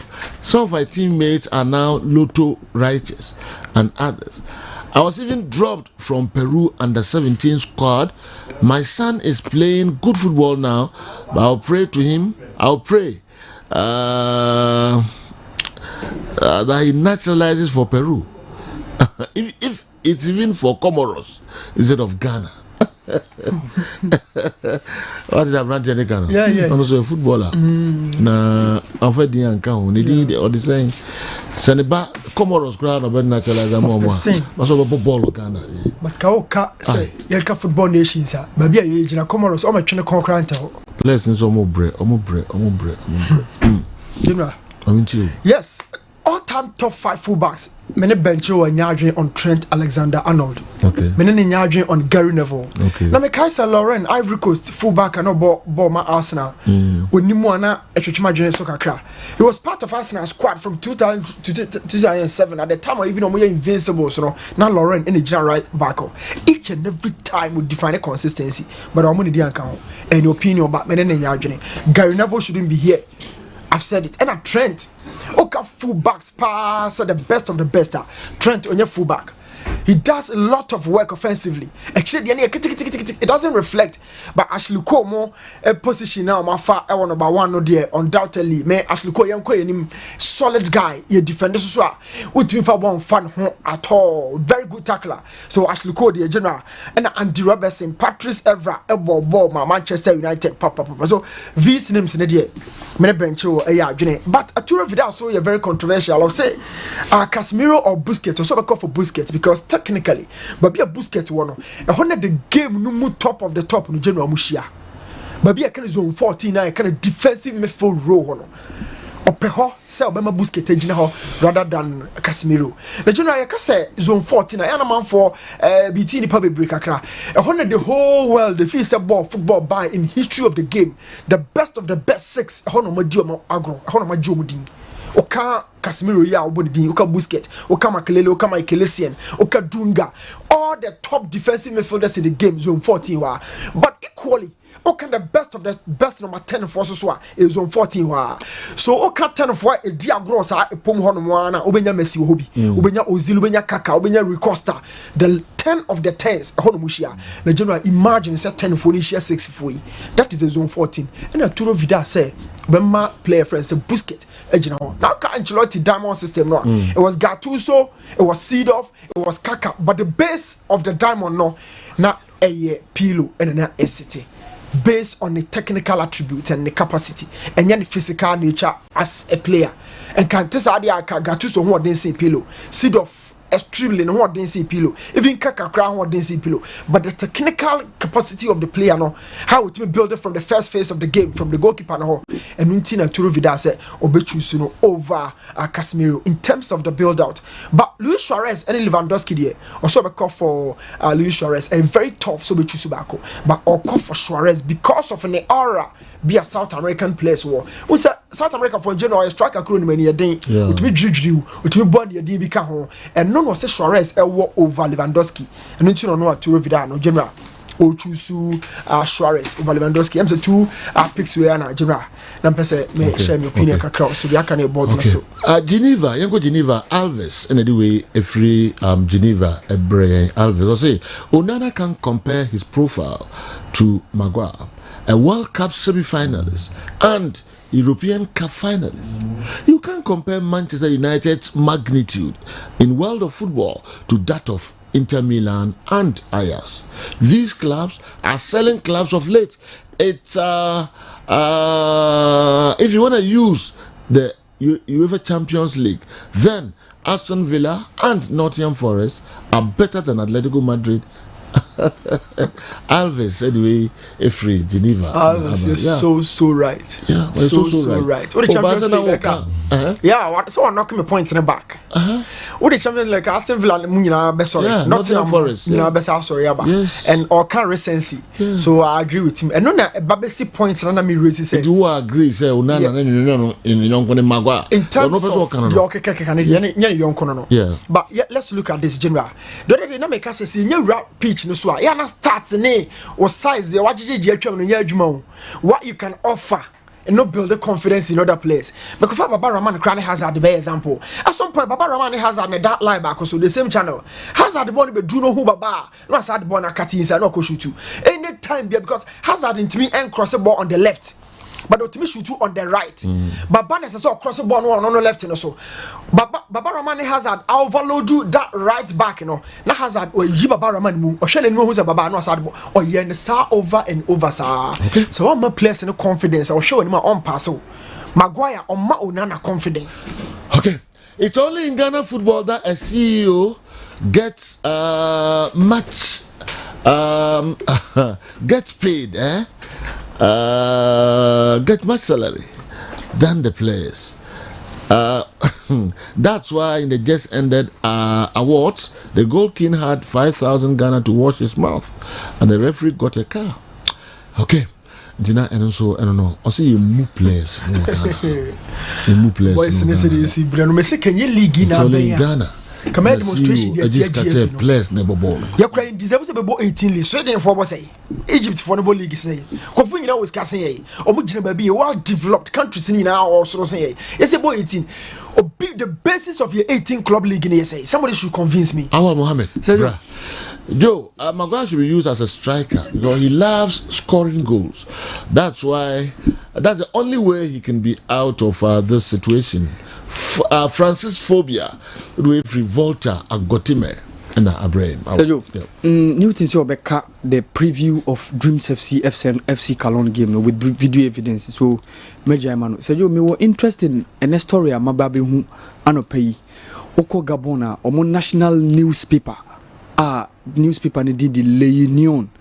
Our report said the Gabonese national team coach Patrice Neveu Sergio Omo Sakeno after so much failure so many team qualify AFCON. So beka last AFCON ni omo any group.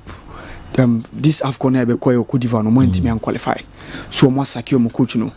Mesawo interest in the game eba switchna, which is the CAF Super Cup.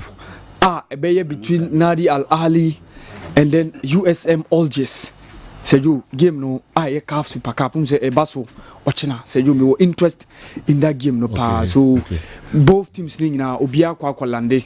But Sergio me one picture bia me show incident bia koso. Me twi etiefo ne ahwefo adwene abaso based on ochina game na kwa baso no. Sergio coach no Rahaptel Black Queens coach no one name the 23 women squad to face Rwanda for the women's AFCON qualifiers, Now conspicuously missing Mukarama Abdullahi, one of the budding and rising talent. Now you would GD when mu pass or rising through the ranks. Say you, that lady is missing in the squad now, coach. 23 women squad now, coach. Now listen. Say you, unfortunately, on count. Yeah. I want to know the reason why. And say you, Ukoba Miriam. And say you, of course, NBA at the roots biaba. I'm a person me touch on it. Say you, Ukoba. I think they were interest on that issues in America. Okay. Reading FC was deducted 3 points just yesterday. Reading FC was deducted 3 points just yesterday for failing to pay their wages. If the GPL sets rules like this, it will put the teams on guard to pay their players and workers on time. Okay. The Abranti so the Abre no. Ochia Heba. Ochia Heba. Janisua. Wow. No Jamaica. Obeba. I mean, was a Newton Lati do it here. What to a Dibia man? Scanner. I didn't know tomorrow. Ochia Nibia. Ochia Automano or son say go to And he said, "You, Ochia Nibia." Newton Lati. Better day. I didn't know the year. Because crowd here. Okay. I have to go on here. Or the bottom or the bottom of see what was a bear that in a wife. Okay. Or the bear juma. Okay. Then are the brain. Sergio me that CP, I make share with you for no her phone now. Messi me fi divine about center. I share Kessben Kumasi Melcro Busi Crew Agency. Yet do ni Ochia Heba powder, and I ba me no be di hon komo. No machechi macho, no to be anom. Na asa oyare na watimi asori akoye adwuma de bia ya meka asem bi se nipa tiase a wo se wonya apomuden a ese fata na watimi asori akoye adwuma nti Dr. AJ mencheche na se nipa wo se wonya apomuden a ano odin pa na watimi asori na akoye adwuma mesre de bia me se wa asisi ade atena wo so ache I have wache eko be 15-20 years na wanu no sa de bia we painkillers na so yare ne nkono ene na obenom Ochia Heba powder na tu ase de amon se wo de mpo de na otwe na otwe no de a ene wo num ani na eko otimi ade wo ho wasori akwa adwuma nti obi a wo sia de pass via one no wona wo modure friend say Ochia Heba powder eye do na no enya ya de wo hia ne nso hie wo tie gu ma na se wo num asa na yare no eyi ne ho ama enya nwono enka obi a so timi num ji se oba oyim ana oba o makra no fo asa obi a timi num na wo num a na ye adwuma se ne wankasa wo pe no na edi ama ya me say wa koko woni padua ne so na atene mu ache na eteti wo koko nti wuntimi nya wonan wuja na mu ja bi ba okobo no epia ba fa cheme na eya wo ya na oto papai wona wono madura friend say Ochia Heba powder wa me ka say koko nti woni ye fra de bi woni ye wo hene oposa eye ko enema wo ya de unhu ne ye koko afini padua ne ho je ho anyi koko nti de bia we mbom se de enso beto no mesrew wona wono madura friend say Ochia Heba powder na koko na hia se tu ase de amawo watimi asori akoye adwuma koko justice yade ano odene na se obeye bema de ya tinie obeye bema de ya na ho na arehosem kese na ba sense ko basa entiri na ma wo ye bema no kokozi ntiri no ntimo gya ntimi mfamu yi emo ho de nsem tiko fom ankasa afi obema sem no wa hu ne ye ubenya guy name Mr 2 minutes eno ye machi wa de man pe no na so no na won sabe kamesrew no modra ye friend se otwea heba powder ebra ese yare no na epija wo me masem wo gina brane watimi asori abɔ adwuma me kan wate ase se ne wankasa ope no na afi ma so ase opiafo mesrew fa aduro ye wo duro ba bia wo bia nom bi ehye ho bɔkɔ ne nom nya ya enya nwono enka tem bia wutimi nom de wo hia ne se won saka nso hye tigum asa na nom na asaw yade no we ye bema asa pagya wo mema sem amwo gina brana mi ka se bia wo hia me number se si ya frɛ me na ye ni nkomo eye 0591 56 55 57 0591 56 55 57 and 0551 22 82 81 0551 22 82 81 me pa cho person ya me WhatsApp audio me so ya audio me na wo twero bebrebe a that so edoson 0248 58 46 87 0248 58 46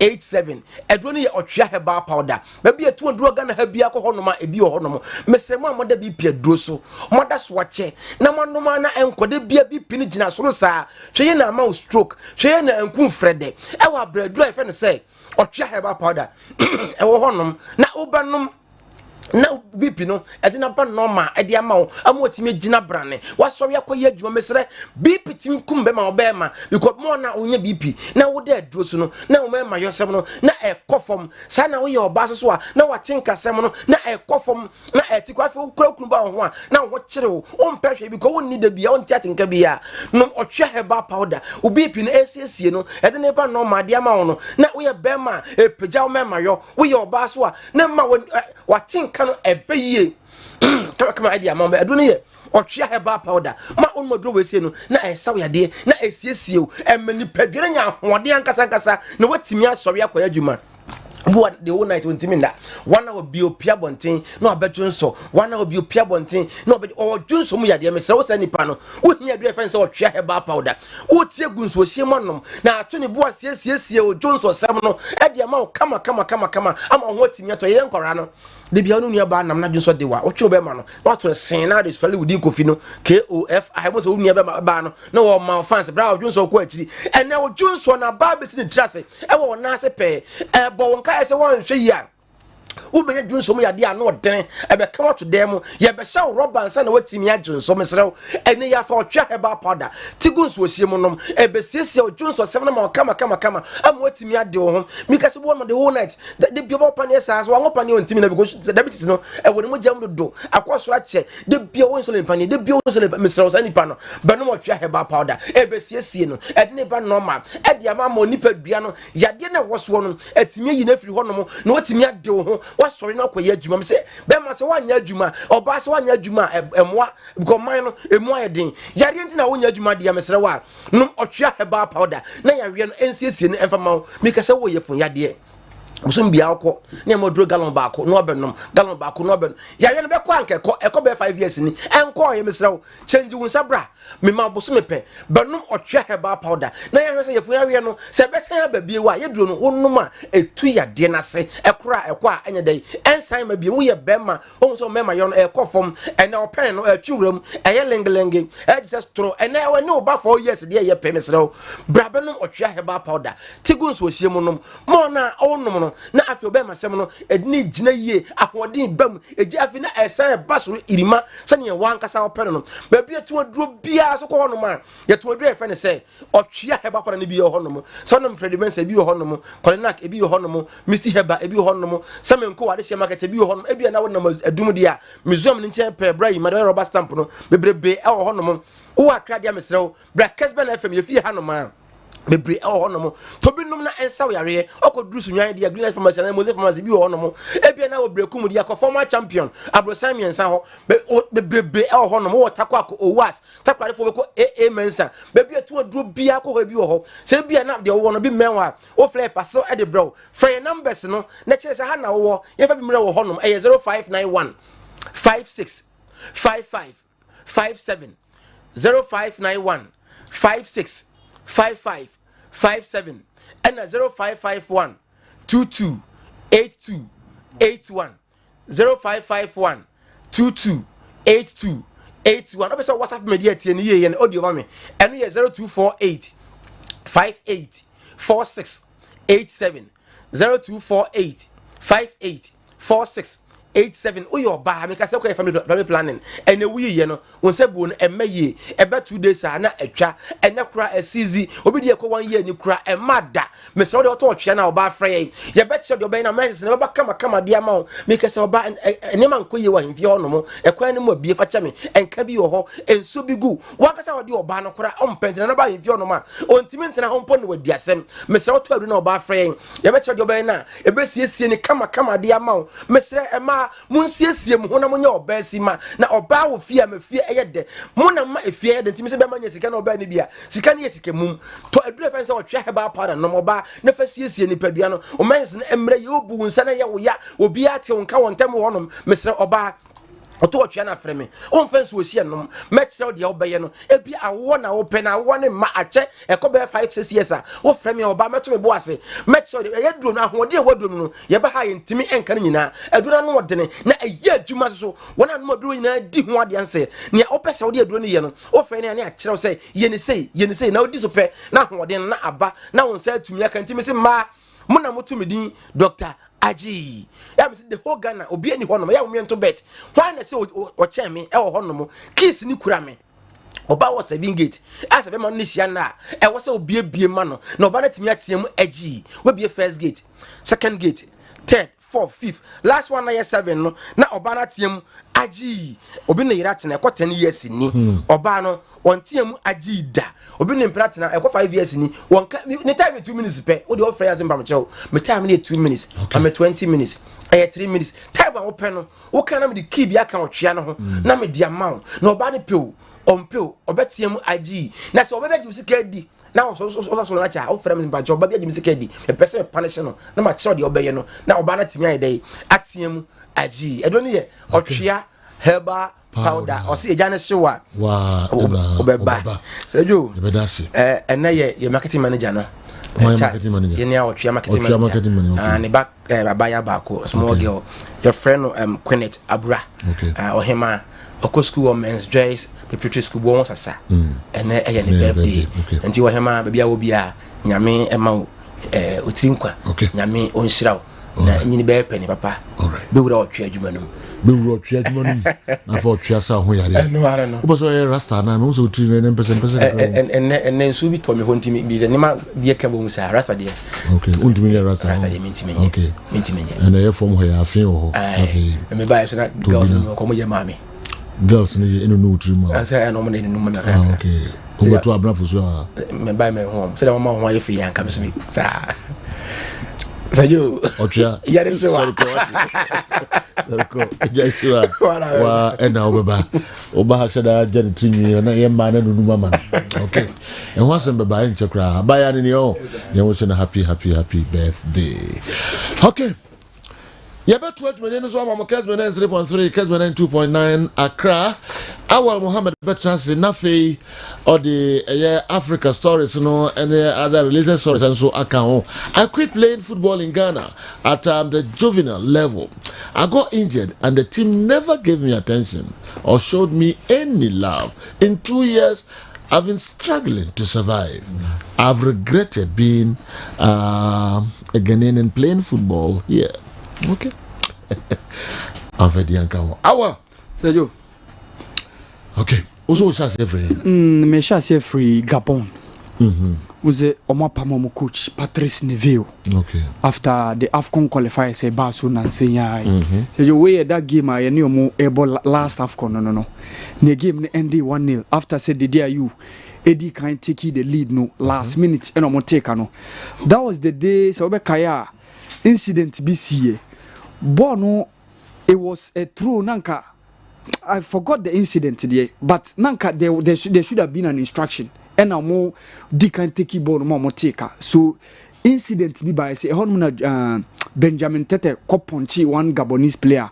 I shown the red card during that day. But after that AFCON, but the qualifiers of this AFCON I baba kosonodie.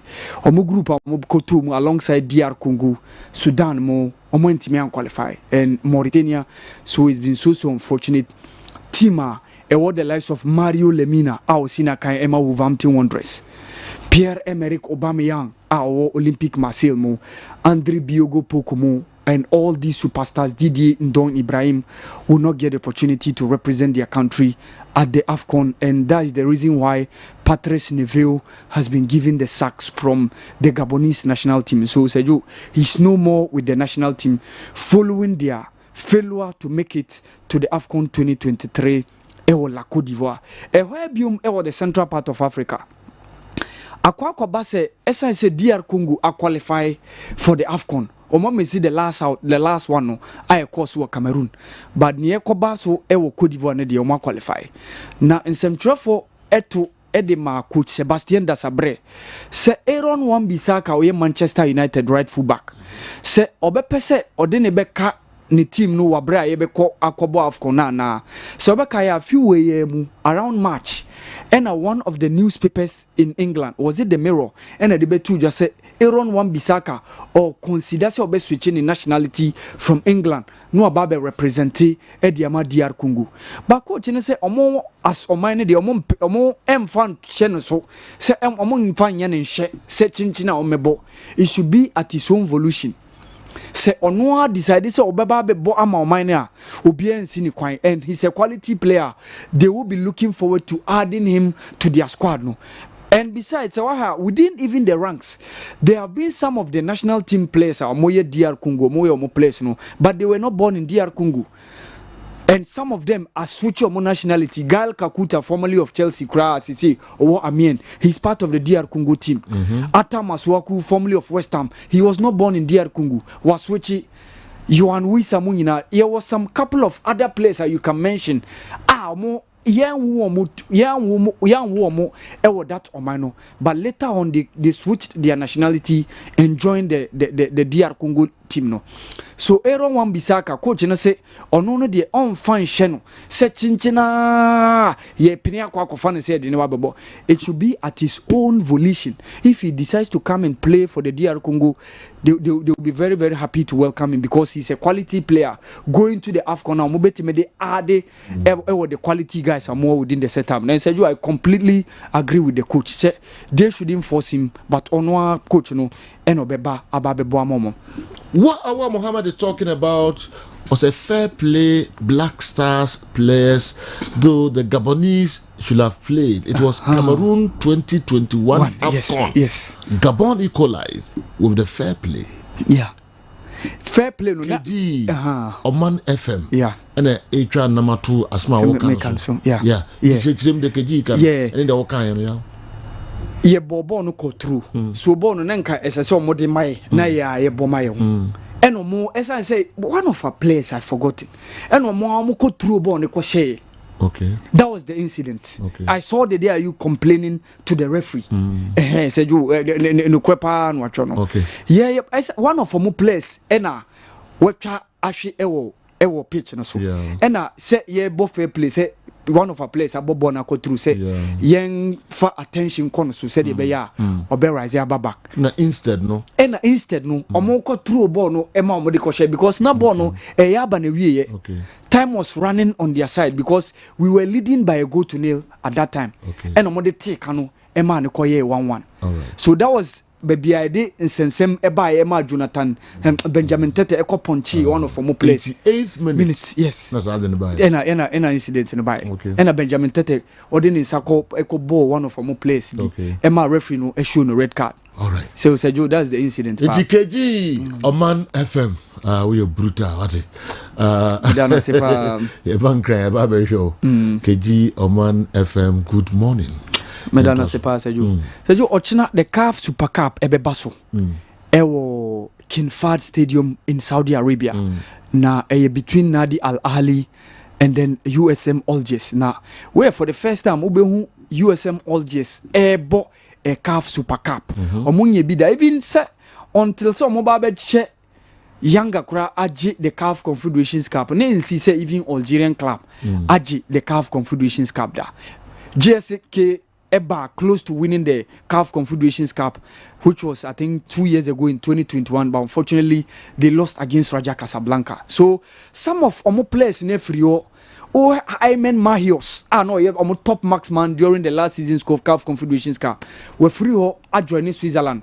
Or no, now Jorginho style penalty during the Chan tournament. So Wabra Algeria lose against Senegal, no, and no, so one of the key members of the USM Algiers team, no, but over the likes of Osama Bembot, goalkeeper, no, the likes of Akram Janit, formerly of ES mo Eddie more experience eba betechi omo one Botswana player be and the likes of Sadio Kanu of Mali. So these are the guys I think say USM Algiers Elbewo ahead to face Nadia Lali Ali team na nkasa kwa kudru Percy Tau, Anthony Modesti, the new striker Masani from Dortmund, Ekada squad, and Sergio, the firepower that they will be coming forward with. No, Sergio, I see say USM Algiers will struggle to beat Nadia Lali tomorrow, and it's a fair game for us. And Sergio, this was what happened in 2019.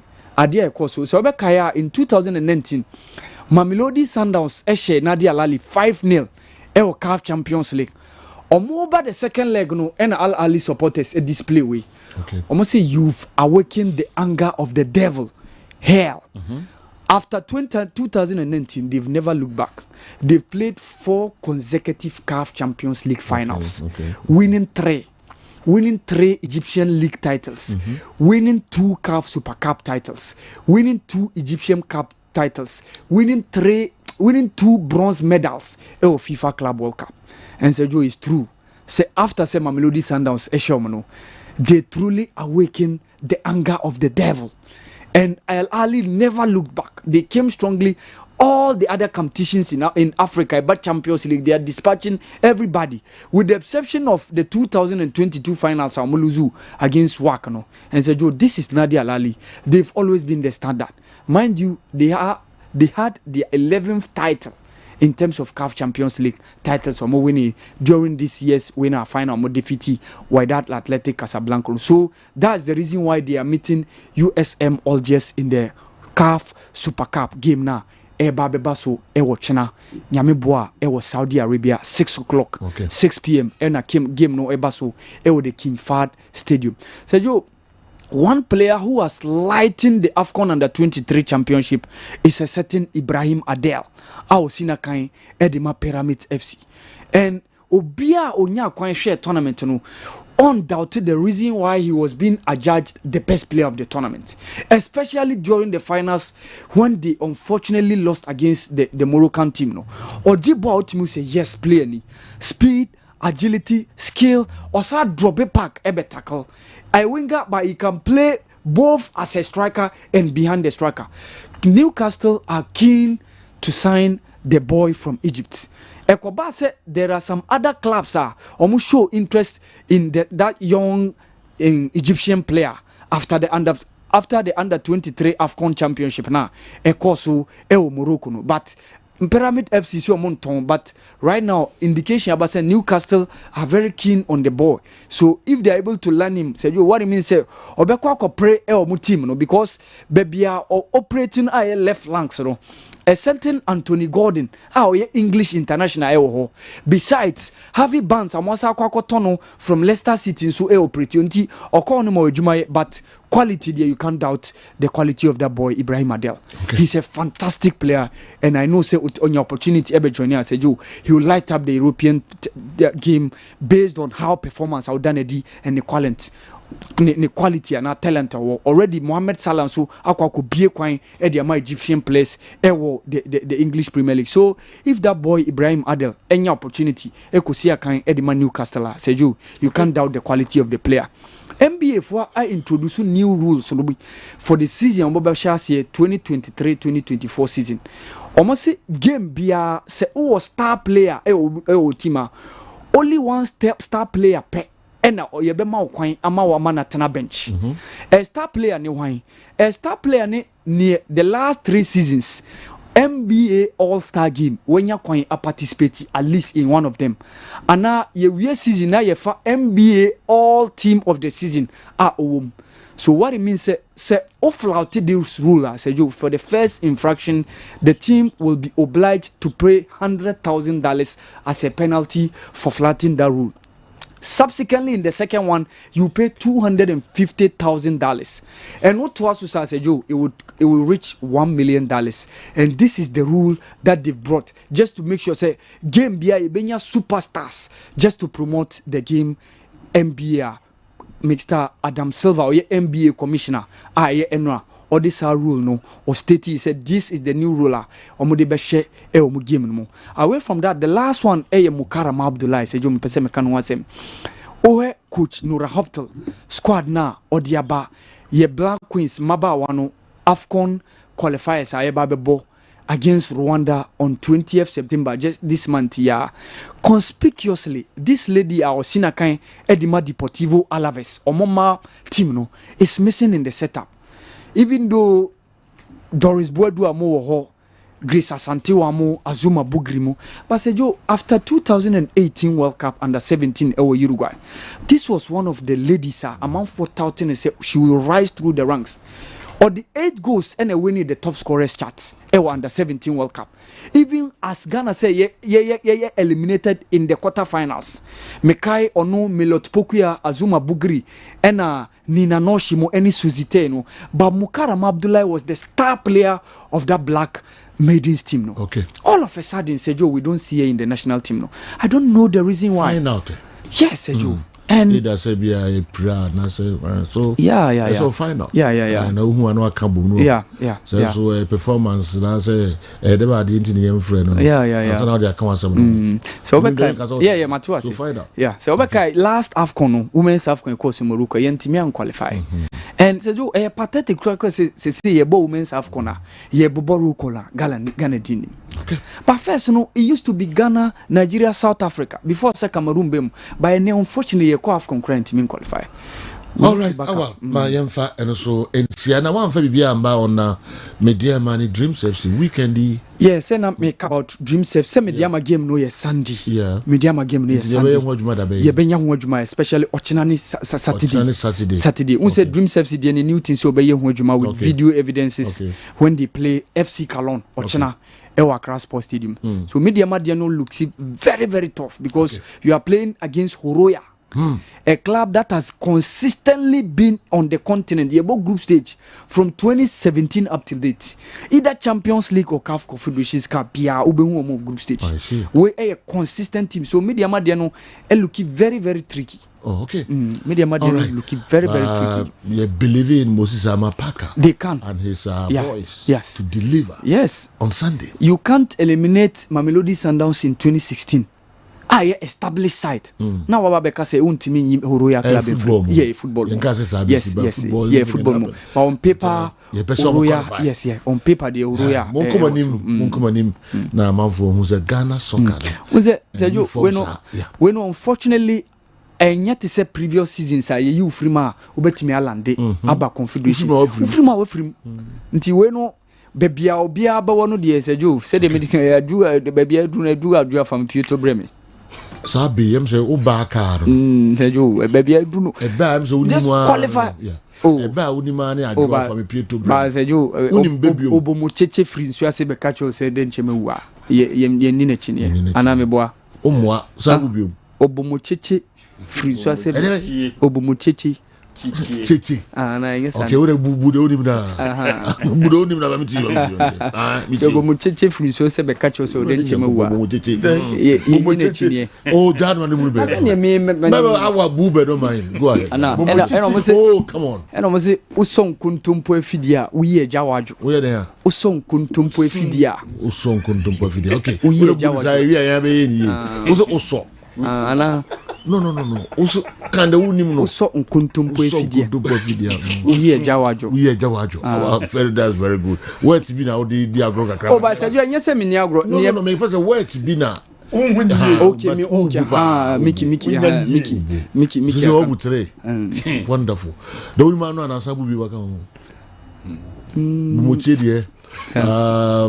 Uso unkuntumpo efidia. Na dewi. We Jawajo. What else? This is be my cockeye. This is me cockeye. Yeah. This is my. So we bibi mami. So what about home day pao? You be some Mickey. Yes. What is one king? When you say you wait, me tis will be cow ready. And I come through. All right. Nti yenya house ah. Nyambo tia with my buru ya to so me. Se me bia. E dey say comfort 141 asana uniba. Ni be ya miensa. Ne be miensa. Ne be 3. Nzo no nim kasa pa. Eyi ase ni hwan bia no party bia no. Ona ema no e kasa ma group ni nyina. Ba ne be ne 3 pe. Makai ba ko bi so. County. Obi pade akokotokwa yenya na bro ana meboa. Oh, okay. Ana so we akotoko ni.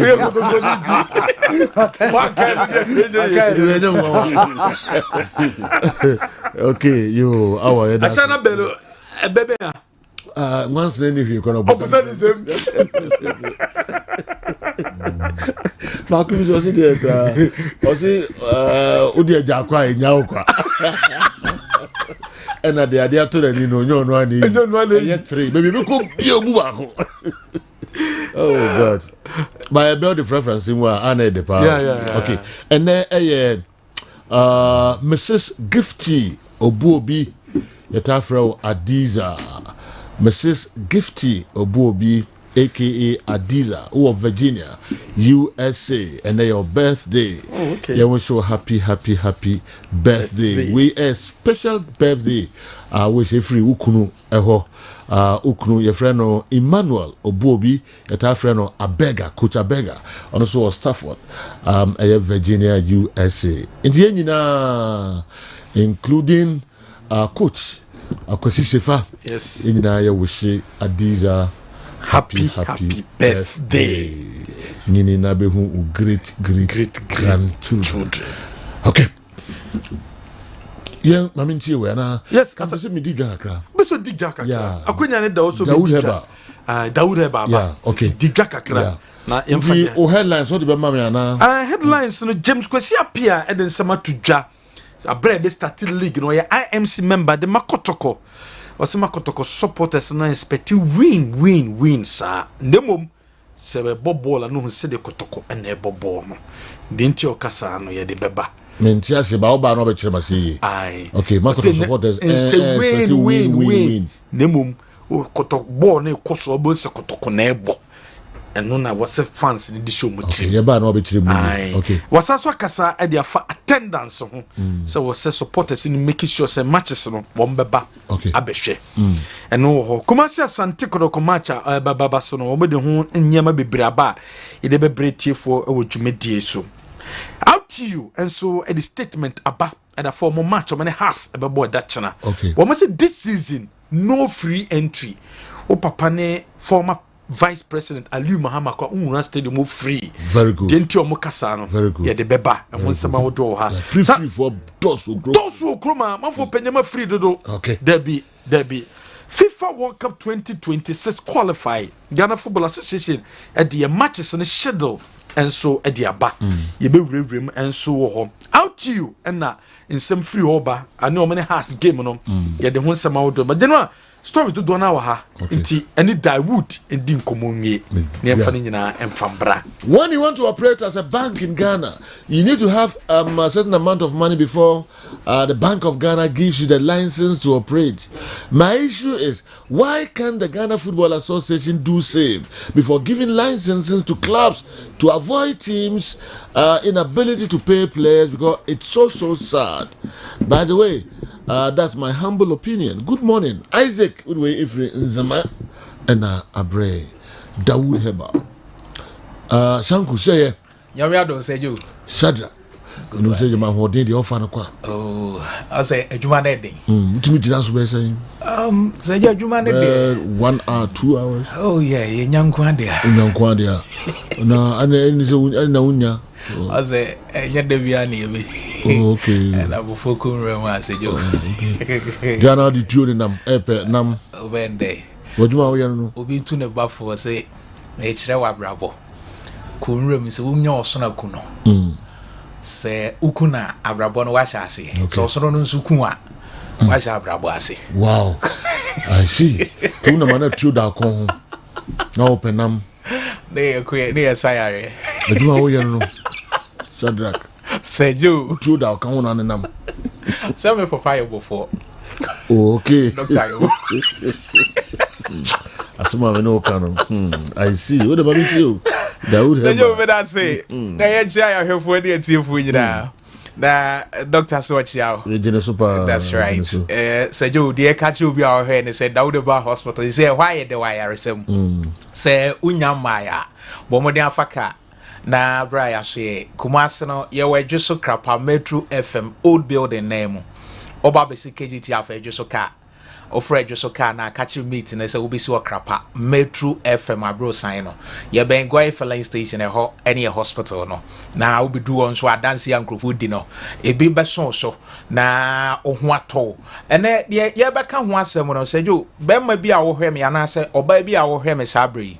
De me ka kire won se se wanya nam yare pen ya se jo men ka se ko se wanya infection se yegunu ana syphilis na wa hunu se wanya infection but de bia wo dwen se wanu num nro bia ma infection ne kwa se jo bebre na ebre eno ne ye ha wene man bi ba Tuesday ye twam yi na se jo papa ne ba ye wo se 2001 eno experiences ade ne se na ne ba mamu keka no way back 2001 said you almost 22 years now papa no keka hawo ne bre ne amane a wafamu a enti enam yare no de ye ka kire wo ne sabre ba bi a wo hweda wo de ba hospital nyina ne se eba ehinta especially syphilis no obi wo syphilis no wanya bi bo o ka se ko ache enti the more na e chenso oni padua mu no na the damages bebreba obi hwe yesisi anase wo tie oye bema but bra wo hwe anase wo tie sabri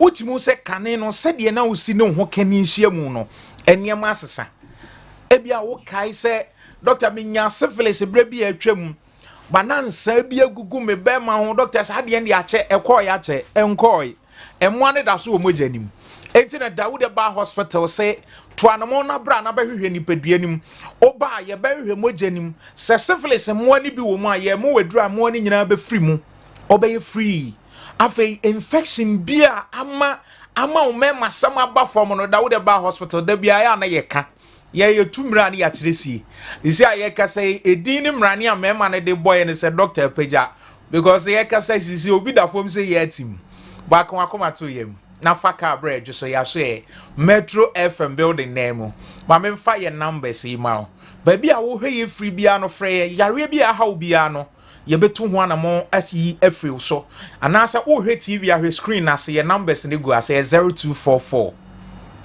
88 64 37 0244 88 64 37 0244 88 64 37 Messiah kai will be say enem yare won ho a bomode na faka na bridge so krapa ye de na watwe mienu ebetu syphilis as obi se me de ba 5 years ni 2001 and obi nya syphilis bepem ne edi ni nya bepem ne na papa ne ba ya ye diagnose no utimu say asan affecting the prostate no bema bi a wo heme empire a wo sori anopa bi a bo kan wa bra bo ho ne se yemfa raba enhye obema mu kopem bra obewu emema bebre ya de katita hye wo mo bema na obi a ya hye ne raba pen bi obi a ne prostate enho abasem anase yare bi abam se mu abie anase ekura bam a ye de katita hye no no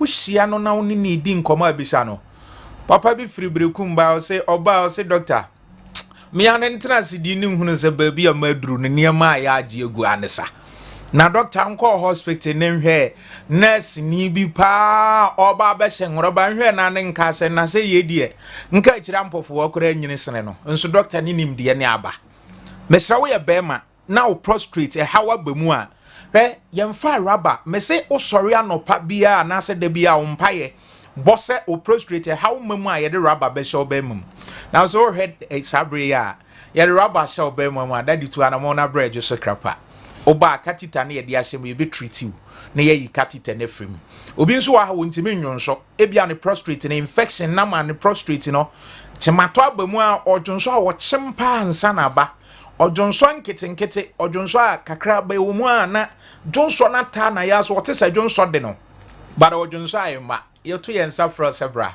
oba ye be mu aduru sema kakra bi wo ba dwonso bi a hye wa ya ase ache bia no obe ye free no wa ye free eti ye kasa yi se wo prostrate ho aba hawa memfa ni agro to anamo na bra say infection enem yare na ma prostrate no problem aba ho anase wo ye be ma da bia ye ba na ye ka be ma na ye ka be ma yesra wo be ma na o sori anopa na okodware a aya na wahwe ho sen e na o me masem ne te obi wa wo hwe sabre baby a wutie ye free bia no wutumi so wo be ma no fon na efon asa edru baby a na nsa bia begugu ho ensa no gu ho a egu ho bebre obu a syphilis na ye na ma ne nsam nyina gu nsa ne ho nyina gu nsa o hwe ye nsa bre ya fatka na bra ejo so krapa Metro FM building ni mo oba syphilis no sama nsa gu sama wase kekawo edru baby a wutumu se wo ho hyehye syphilis na ma wo ne ba ma hyiemu a wote yawo ana gonorrhea nti odwonso ana otsiem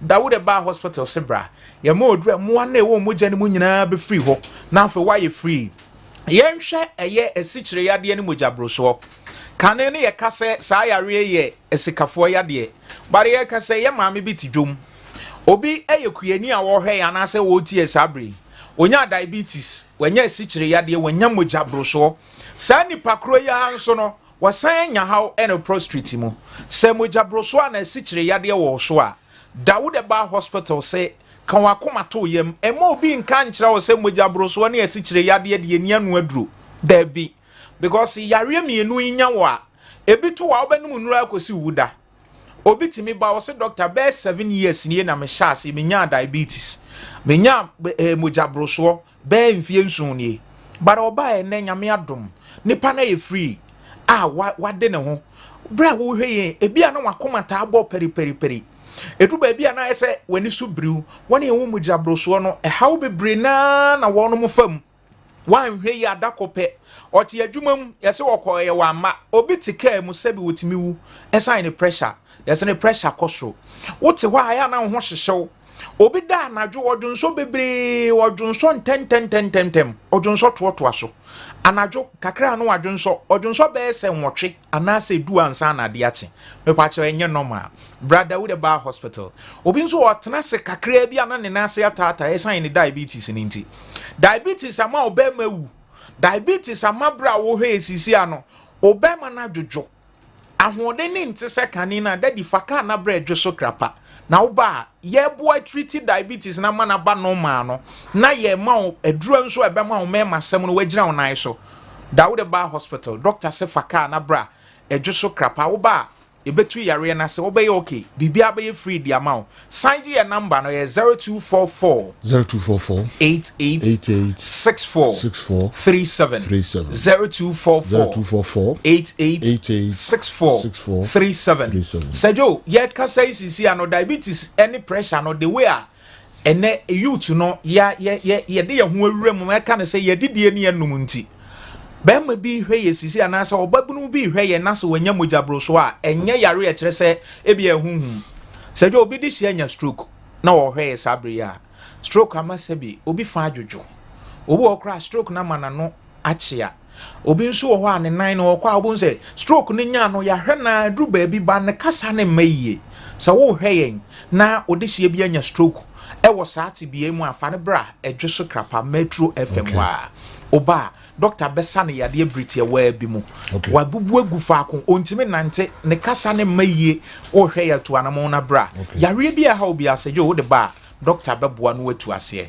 henia enkwe operation nim surgery bi anim aduro ne yɛde bɛma wo yɛkyerɛ kwan wɔ adwo so krapa wofa kaa bɛsi kumase a no afa adwo so kaa ɛwɔ KGT ana baabi adwo so kaa wɔ bia wofra ka kyerɛ mate ne sɛ wobɛsi wɔ Metro FM hɔ a yɛbɛn Gwai filling station doctor numbers yɛde di dwumanie 0244 886437 0244 886437 Voda ne 0201 681 717 0201 681 717 Sergio okay beda ahwefo ne atifo ase ahwefo ne atifo enso da wase numbers no nim so on be free numbers no na the help bia no omo de aba adwuso krapa goil filling station how goil goil filling station baby na Metro FM ewo no sabusa no mu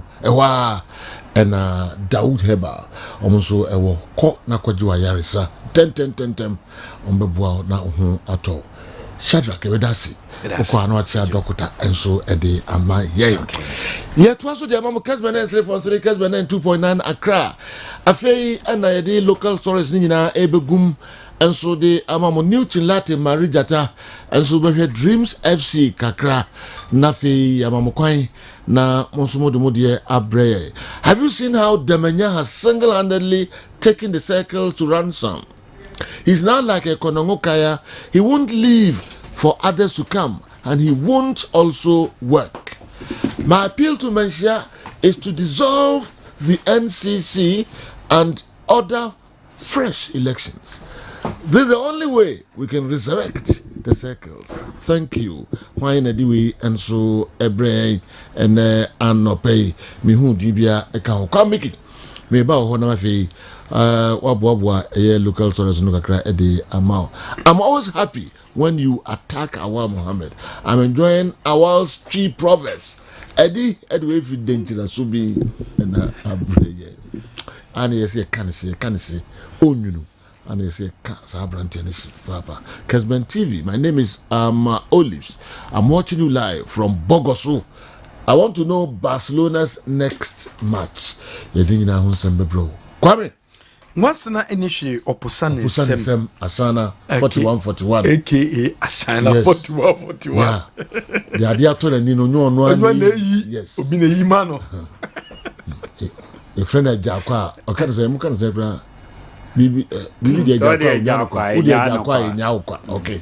That's no different FIFA World Cup 2026 qualify Ghana. The first game is against Madagascar on the 13th of November, and a Ghana yebeshasiem for America and Nancy Canada World Cup kosono. Your first game ebebasom on the 13th of November against Madagascar. Now for your second game and so timabaso against Comoros, and we yebekwa away Ghana yebetene fie na ye ne Madagascar bo on the 13th of November. Now for your kwa away to Comoros and no 21st of November. Canada and America World Cup 2026. Your next game ebebaso next year 2024 abra Ghana yebesan so ene Mali ene Central African Republic and so ene bebo we share edawo Ghana Premier League shase edachena ena Ghana Premier League no shase ewof Tamale Aliu Mahama Sports Stadium and na first game ebebaso between RTU and Has and a bebo Has of Work every cry on Tuesday. Aquaco Piemo our Tamale, prepare Tamale, and Has a training our Tamale, and ne Has a besanso a training our Tamale bium, a fat woman game one more air baba bonhome, and when she shared from the camp of Hakra as a work. RTU so yam fan tuja, so woman Jesse be used for the season at the Abba. Oshe Kessben television out you Jessia omo ebe use nie womo sanso the statement about Bontain out you omo kiremu a match abekoso between Omni Accra House of Voka our Liam Sports Stadium no womo ne a police for any BNI for edi nkomo e dey form home games no ho enunti sabre die womo yen hye dey to no individual shall be allowed free entry at the gate womo se nhye omo dey to say this season there and nise uye individual bia be ura stadium e free wɔn gye 50 Ghana cedis 20 Ghana cedis ɛno ne sika out you bobo konom wɔn so mo bɛgye abra wɔn start wɔn league match wɔn ɛne ɛyɛ has ɛna ɛbɛbɔ has akɔdi 3 days ɛna ɛwɔ ɛyɛ tamale ɛkyɛ sɛ game no ɛho hia has work yie papaapa referee obɛgyina ntɛm ɛyɛ rastum gamale ɛna ɔmo appoint no so nkɔhwɛ ma has game no ɛno nso ɛnkɔ so Kumasi Asante Kotoko ɛnso bɛbɔ ɛwɔ Kumasi Babayara Sports Stadium on a Sunday 6 p.m. ɛho nkratoa Kumasi Asante Kotoko ɛde abanie so bibia embra Kumasi na yɛmɛhwɛ game ne bi yɛntie promo Kotoko ayɛ ɛde afa game no. It's a new dawn and a new season. The Ghana Premier League 2023-24 season chassis and Africa's Club of the Century, Krobia Kumasi Asante Kotoko, is back in action. A Sunday, 17th September 2023 at the Babanyara Sports Stadium is Kumasi Asante Kotoko versus Bando Heart of Lions. The Fabulous Family, Ukuba Pimbeba, a 6 p.m. sharp. And we are doing you pepe. Ne be gate no. Obia ma support Asante Kotoko. Eman kunim diemra. Coach Prosper Ogum. And in the Mrantian say, one more are you ready? The supporters across the world in Ghana. Are you ready? Retino. A popular stand. 10 Ghana cities. Center line. 20 Ghana cities. VIP wings. A 30 Ghana cities. And the VIP main for a cool 50 Ghana cities. 2023-24 season yedia. Yedia mukeka sronko na starte. Wo Biamra Stadium. Emma supporti Krobia Kumasi Asante Kotoko against Bando Heart of Lions. Nem kunim dienimra. Fabulous. Emu deyi ebeye kikim. Where Kumasi Asante Kotoko game ebeko so Kumasi Babayara Sports Stadium and na woman de ho nsema wodo e de to James Kwesi Apia e IMC member e de ma Kumasi Asante Kotoko ne message do de aba ne say Kotoko supporters no obian forget bibia na ye moving on where your message edika James Kwesi Apia IMC member for Kotoko what they atuja. That's it. They met me to their supporters and it's I'm say between for kasa no my na our say Kotoko no circles any all players there. The between for kai no patch say ebe yo enyi yo ni na ejina supporters and so the best stress obia fum no so obia kasetia no so obia tin obia ka no yina yenkan homom Kotoko no nipa ba ko pe entimi ye o so tun for the ade ba je yina yen adwin se ye tai otun for chi na ya boa no e ma Kotoko team no ayeye ebe ye nso a yina se yina be kan bom aye ba ko ye ba ko na de ye bia no ebetimi anya nkunimdie kase afrizo nti lesre obia se obia ya yo obia fantu na chi na ye hwese Kotoko na ye sum ye na tumfo na yina edi na chi e de apeja Kotoko no ejina ho ye ne sa ojide se afie ne mfie aka awo yanim no Kotoko besore afarantuma pa afra James Kwesi Apia IMC member ne nsema wadi tudano no wasanso kasai the for attendance of matches Kotoko ebebo ewo Kumasi Babayara Sports Stadium and other venues Kotoko beko. Supporters at Bus Stadium no important because in time 1980s na Kotoko no you do park no so na supporters na park no ma eno ma in chef for kra do you na park no so be mistake pa de heading because we say omo mutu fie nyina te hobi me kan bi a ore no man so etiho a omo show na nti bibia obeya emma Kotoko no enyankunum de emma wajum kra do wagi nyina say abusia for na to yi fie for na to yi supporters na to yi ti me mo ensure mo anunyam Nti rest supporters ni na me na kwa ina Mumbra Stadium na mofa on bone support via amon mofa any team match. James Kwesi Apia and the Sans Mother to the for attendance on supporters on the I was some matches of Kotoko Womutimi Eba na Wamo Ebeshe a matches in the B. Kotoko Besom game I say I will come as a Babayara Sports Stadium Abra woman hat of Lance Babo no more Omoba to about other games. Kwesi Apia in Semenoka and the Fakotoko so Kotoko expect to win a Broman hat of Lance Ebana. Oh, me Irish Mukasa players no ayanyano ombom homodin today be ya binya ekunumde the important I was saying na yehwe say yehwe players are omo kutokom say na bebre aya afoforo nti this is the time also be aba no behwe players no this is the time I was say the day support it me push players no ema omutimi ejina Kotoko anam enti and I believe you to say said be companies be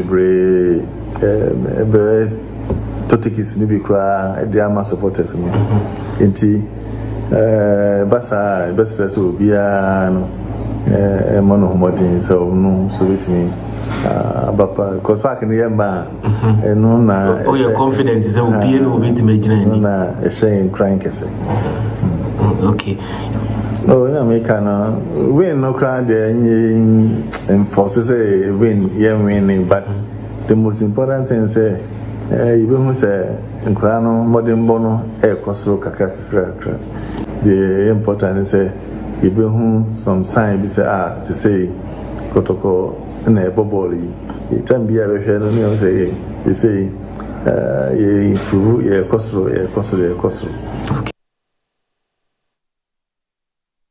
Dino ana okay where is some James Kwesi Apia technical director IMC Kumasi Asante Kotoko wadi atudwa Kotoko ni Heart of Lions and Ebebo Kumasi Babayara Sports Stadium on Sunday 6 p.m. Heart of Lions and Suguso prepared and then wa alajo artificial pitch the Heart of Lions omobo match against Vision FC Vision FC and the boy game no and the goalless coach Edema Bobo kwa and you know TV so omani Vision FC and a boy and no coach Edema Bobo kwa your friend Heart of Lions Salifu Fatao what they atudwa was a goal scoring and a problem but Ujidi so many a very good preseason ahead of Kotoko game one more air bababo.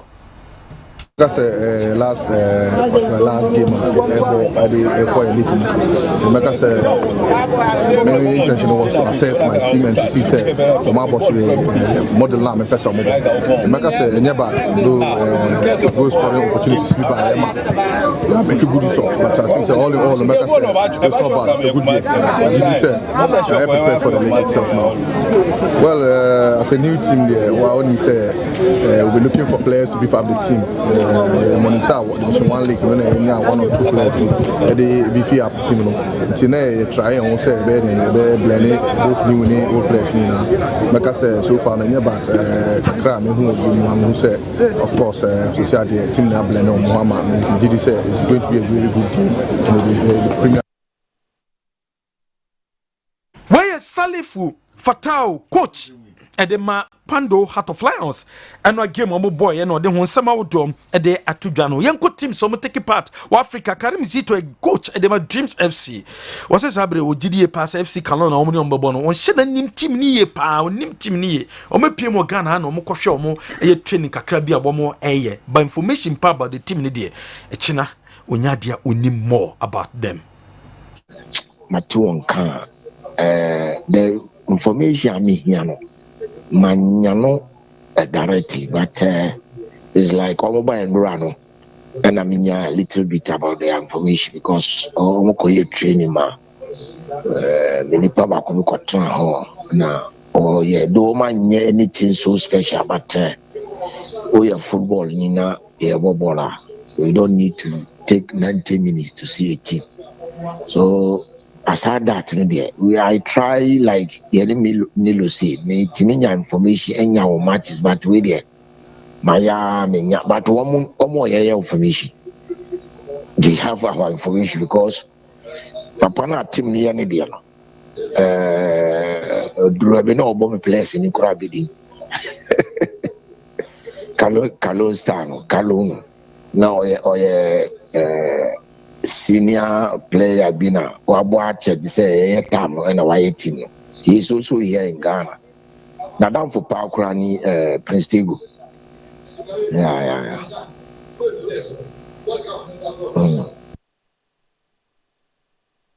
Zito head coach Edema Dreams FC Ninsema what they are to also complaining about the cross posting on pitch no said this year no was a pitch no a hard dream pa for matches was a pressure our cross posting on pitch so do ombovie na team sa wodo and so asia kan our pitch so enya kura a big problem I don't know and then the way they are making things they make it funny very difficult in getting the pitch.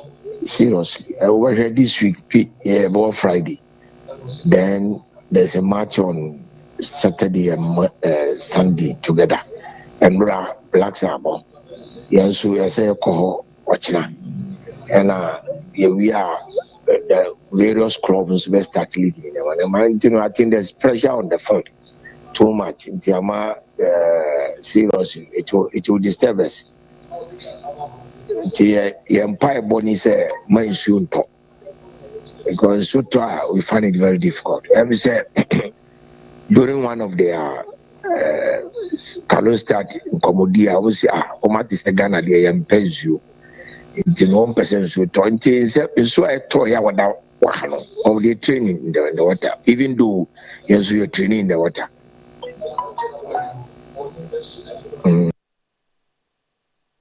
General way a Dreams FC Africa campaign and a coach Abdul Karim Zito what they want some audio edit to done and enumere ya ba in some course some chofon shemu e koso sabrino yeni na bebramo extra time jumedi so Mediama Sporting Club wo mse supporters no mbra na mo so meta wo mochi abra Africa weekend wo mo so ebo Midfield,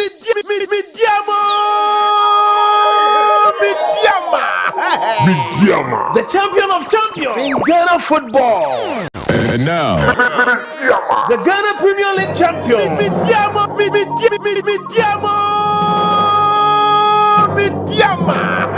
is for Africa. Midfield, with the Banda, for Africa. Sunday, 17th September. Midfield, we show Horoyo AC. For Guinea, you are a CAF Champions League. Midfield, we mean Basa. Consider 17th September. Pepco Stadium, right? Horoyo Fuya, what's where champions were Guinea? Midfield, I am the champion of champions for Ghana. Ready for supporting team Midfield when it's no one winning fame in Yamambra Ghana. Yet today, full support. Tell Midfield when it's in Africa. Champions League. Renabosha soccer. Football papa B. Hey, Sunday. Midfield versus Horoyo Fuya for Guinea. Matchy Bete. Capo Stadium Sidente. 3 p.m. sharp. Morocco. Here on Africa. Midfield Bandai. Everywhere we go, people. Consider 17th September, Capo Stadium. Hey, Midfield Riva. Horoyo Fuya. Wankosai. Wogweho. Mediama Sporting Club omuni Horoya ene bebo bomo so bi amra meta bomo echi Kumasi Asante Koroko IMC bomo afomo 5 management communication team a omba be ye adwuma e de aboa club no Daniel Kwame Dankwa, Anthony Chumberema, Samuel Akosa Owusu Junior, Edu Echampon, and then set ni dakom woman in power do ya form and nam so Emmanuel Newton da sobre or ye management committee member and as IMC member or the atuja say Kumasi Asante Kotoko grateful say members no accept some serve club no mba no betima bokotoko matches hu dewuro no mo GDA say dewuro mba ba bono e betima bo ma supporters ne timi aba na botaya esi otumfo say tutu Asante ne eni so ni nyina no ni nyina enso etimi abem ena nam so ma twum berema odi bi atuja say sabre obi ama bibia bebia no yemfa ntu echi ne concentrate wo the way forward no eso supporters ne nyina say we are there PBM and to call ho na meta say free ya tifi kra ne ne ere ne ma ti na du ba bia anta wanta waka kraba na mesre ko supporters say the SCBA the aba atwam pass management ne board no do bia ti obi na so friend supported dem fa ne nyina nto akire na make sure say unity ne ebetimi aye adwuma yen hwe ye hu nyina say ye kodokofo do bi dia you be on fan to akire ne make sure say club na e nyina ye som no ebetimi attach him na chinia make sure say nyame aduma this season league here I start from Sunday no ebi o hene kan say mu o se say nyina etimi kampo mu ye ba ko a die ne wa kuma sa Asante Kotoko ne supporters ne club ne etimi nye etimi preach about unity first and stand am the man display there at your money say football na nema miensa ene wo e win and draw and lose eti the call last season you know clear nim say Kotoko your position press 90 defense na e kodi 4 point yan fan to ye chini make sure say e sharp for na say so Kotoko support am kwa dey be straight na me adma stand yan kwata club na chi na make sure say the be chi am up to 90 minutes me first home match me bit me agi 3 point dey free o kono nyina aka ba make sure say we home said they not to call bomb match and your home crown your core area team ni chimi kase but ko bam home there the players e ka bia mudi mi bia mefia this is the best supported yen for bia on to it na club on it chere bia bia team akoya dia mana mi jiri se ko supported e do see e be yo the era hu no Sunday no friendly match na chere this season baba na so stadium e be dey na e be dey so a place no so share bo ka chere say the chief bia no bobo boy fe on be shegu se dia man the Bible teacher bibia be koyi e dia man support e bia na train bia ma Sunday in a better club on it ni kopia don't me amani aka chene so mbra na team no e ko kama charge ready e dey supporters na tin na ma Sunday e better club na tin e feel so much no yan fa victory wey ayan samo chumberema wode atujaje no Sheila Alasa we out to team manager welfare officer ono so kasa was out to Boboko no place be free about 85% of the place no womo echo because of money womo si kasem inte say the out to the new place nko na aba ahead of us game womo eba be boy say out to the amount for better say womo underdogs and I'm pansu womo underdogs because we share the way place ni free team no be out of 100% 85 akọ and aka 15%. And a 15% no may bomb by says a new place the car 15% maybe a bit much has a family. As I was say I to Kasam a hat team no we got place ni bebre almost I know fee ni bibia a hat team no anti almost me mas more muska. So I was say boy football so almost super ska say benya contract a sign on fee no the yes, I was actually there are done recruit new players and old players before because we bought up to a stepping stone and actually you know because we are there over say team big clubs Kodoko has and other clubs on the duty. I'm trying to say me say example my start up to you from up to now for the construction the empty actually the Oba stepping stone now over for different clubs. Sheila Alasa General what they are today and trust so Bechem United man name new captain for the team main captain Francis Trini and I say Bechem United officially on my name no as captain and then deputy captain could set and I also say why deputy captain ama Bobo ko friend Bechem United and so Bechem United say there wamo ewie dwumedia wamo di awana nafo so gi abo park anisa say ina perimeter no and wamo ye ho adwuma head of Ghana Premier League eba be hyase no make say and ho anamontu na sabre wamo eye sede be betimi aboa amanye metima konkan and so ediamo medium of ahead of Africa Africa and ne Robert Mensah Sports Stadium ne dwarfs ebebo ankofa akensie enso ebo hom eno ne situation said the city Ediana Stars almost unveiling new jersey be using for the season unveiling new jerseys ebe using for the season Ghana Football Association Premier League clubs continue boots GFN de into other clubs in Yina Kopie Moa, boots I would do in Genoa, so education so say GFN betu just remember boots for all the Premier League clubs, Division 1 clubs, but Division 1 for na Jomo the Premier League clubs no afei and a so asha say Jomo de Genoa yemfa insi ha no mo before ebaso epamcho a health walk and ebaso din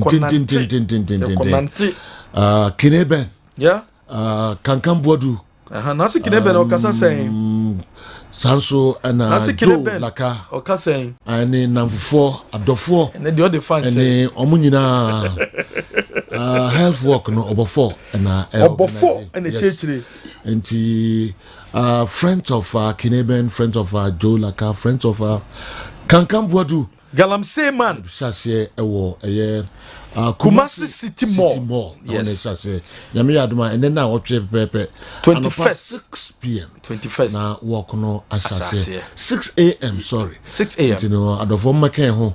Na ye walk no kama pa na enyefe. Uba weni beji. Before health walk with BKB Joe Laka. Aha. And friends. Diano sono yawada. Din. Galamsey man, me pacho. Good morning to you and your crew. I think the begging can be the solution. Rather, the results will ensure the fans will come back to watch the matches. The preseason, how the fans went for the preseason games indicate that with good results, they will come in their numbers to watch the matches. In 2007-2008, we gave the fans reason to come and watch us, even during preseason and the league proper. Eric Kwabena Bekwe, and anyway, and so Abba. Or say, in some hold on, but any solution no, players no, performance and results no, and no between fans no, Abba Stadium. And it is the only solution to the empty pitches now, any empty park now. Yeah. So person numbers now. I agree. Things will take time before they gel, but you know, baby, I could do any games or my ball. Any players or any coach or Modena yeah. Against Heart of Lions, you are not giving confidence to supporters to come back to the next game. Yeah, have football no, and football now, a war Europe now, a war loyalists, supporters, it trace Sikato, our mapa, a Korean Sikano, the Becca, the team in Bina, Nakunya Sobedaho. It depends so much on results. Okay. And again, we are competing with other leagues. It is about no Banan Yaman Kuya. Money reason to come back. Okay. So players are taking responsibilities. I know the management point of view is clearly different from players, but players now are sure the supported they are going to win the league. Besides that, on the field of play, they must take responsibility and show to the supporters. Say going forward, this is the promise that they've shown. In 2 years, supporter now best stadium. That's what say. Bona ababeheno ebeye fe na omo besa ahye ama odi animunyam ye nige asa akofi nti ye betimi communicate to calm certain nerves down, but the reality is that so here numbers was stadium dia results and now blaster abo match je no ye nyina ye ka say amanfo anko stadium, but there is one thing I internet chire Accra Sports Stadium, Liberty Way. What is the performance of Legon Cities? What is the performance of Great Olympics? House of Folk in the last 12 years ever one league title. And the teams nanka say born clan results and your results are a trim crop for Eba Park. And last season you House of Folk in Accra, empty stadium no mutimi Bobby. Until already long the people on one clan pay football no love and the confidence for the local game na depo because the team don't grant results. It is a blaster leba. It is the same old thing the football routine na amani panko. Apart from insone toy no. And client kasa nipa enhwe games na saying because teams na wo hode modebo LFM. It is the only thing to bring the numbers back because so check it after the Kotoko has game Kumasi any results na to any baby we are time na results na confirm no na numbers na sorte results na confirm na numbers na sorte nipa ba against Mediama nipa ba against Karela nipa ba against other teams no bones and numbers no to air tesa so the only thing for the supporter to return to air babara air resource and you know I don't know whose responsibility it is to announce the commencement of the league tomorrow, but I can tell you on authority that many of us here in Tamale don't even know RTU will host Accra Heart of Oak tomorrow, till some of us heard it on Kessben FM. And I fear the match may have poor attendance, just like it happened last year. If this is how the publication will be, dear Kinsley, and I do with free Tamale and so Abre. As the bet powers taking upon themselves not to publicize anything about the league, and keeping that $1 million for promotion and other things, I will entreat the club to start publicizing their matches without the involvement of the FA, and by doing that, they will start getting the numbers to the stadium. All they need is to win continuously. Good to hear Kumasi Asante Kotoko's jingle, and I will urge Ano and the other Asante Kotoko guys to keep promoting their Sunday's game, because it will be competing with RTU. Sorry, it will be competing with Real Madrid and Real Sociedad's game, and AS Roma and Empoli game on Sunday evening. But Neymar na diwe so aba match no any other matches be compete or Euro you know as a promotion no promotion man nkoso pa no ana sabri ya hase no because Sunday match no hu hia se na ndi ka no because ya nyire ho na ya nye ho adwuma ma dom na prayers no so momodin se wo mo so be bibi ama na twe dom na ba say emwa nti ebesre se ne coach kan no se ya titafo no ma wi nu momu nche ye trimu na momu ye nhwe kwan nkwala no be bobo no ne feso na ye nya timu a ebetimi aboa ye daachi ama ba bia ebeko bia na ehun se yes ana woto na hun se kotoko bobora wo hun se yes kotoko na bobori enti animu ya de ene na no na me kan say ye kwana no nkyere say ye konya tim nkete no aye say so mu metwi mfa yeso no ebi ntimi nsi omo enya omo edu omo beto omo proper pace ne de ye do omo beto ho na nyame ya adumo a ye ko nyina no na ye hihye tim no nkakra enti enu sa Sunday enu ono before Sunday no Saturday Asante Regional Secretary Council inauguration omo ye ne fundraising no aka se omo atoto nsa frem penifo mebri ya ye nana ye nia ankobi ahene ne betra adwuma emze na nan kansa boadu num nyina de omo ani monyam beba betachiri MPC wa santimamu ha ye napo ene onabo asenso no ne ye nia onabo semono semensa num nyina de omo ani monyam ebeba betasa adwumadi na chi aboa sani ebe Asante Regional Secretary Council subenya office wo kromwa even replicas ebe nyina na ukọ ho a ubenya bia twahye na nya de a ubetwa kwan bia koye yi enti say ya chitafo no Sunday sani ane enua no ka no obo mebri wo nanso anam sakro be Asante Kotoko ye ne aye de enti no ete ne aye de hye yetrimu say ye boye ne ye de no ho ban sani ebe ya enko ana anyingu because ade ne ma ne tofem a peje ya enti sabre nyankopon da roma team na story agina nde momma ye nyina ye nkabom ne enforce enye oyo na kwase da nwumre de enti ne de kwa nwumre no se ne be boa na obi adwumadi a wodi bia no obenya konya no aba baba ya ra be hweta match ni bi ejo ma memfa konya we sunso na memma ye team se kwa Africa no ye dreams ne media man so good luck se nyame moa wo mo mi gya Kotoko supporters ani nyina nam se nyame moa no mo nso dwumadie ne wo mo bibia wo mo ye bia so ebeko ye di ama wo me no ka se ye kumawu besoro benkum yene jo wo se me mfa ntia kese ma ye nana anhwere twumasi ampofo na first no oba ha pa ne efre no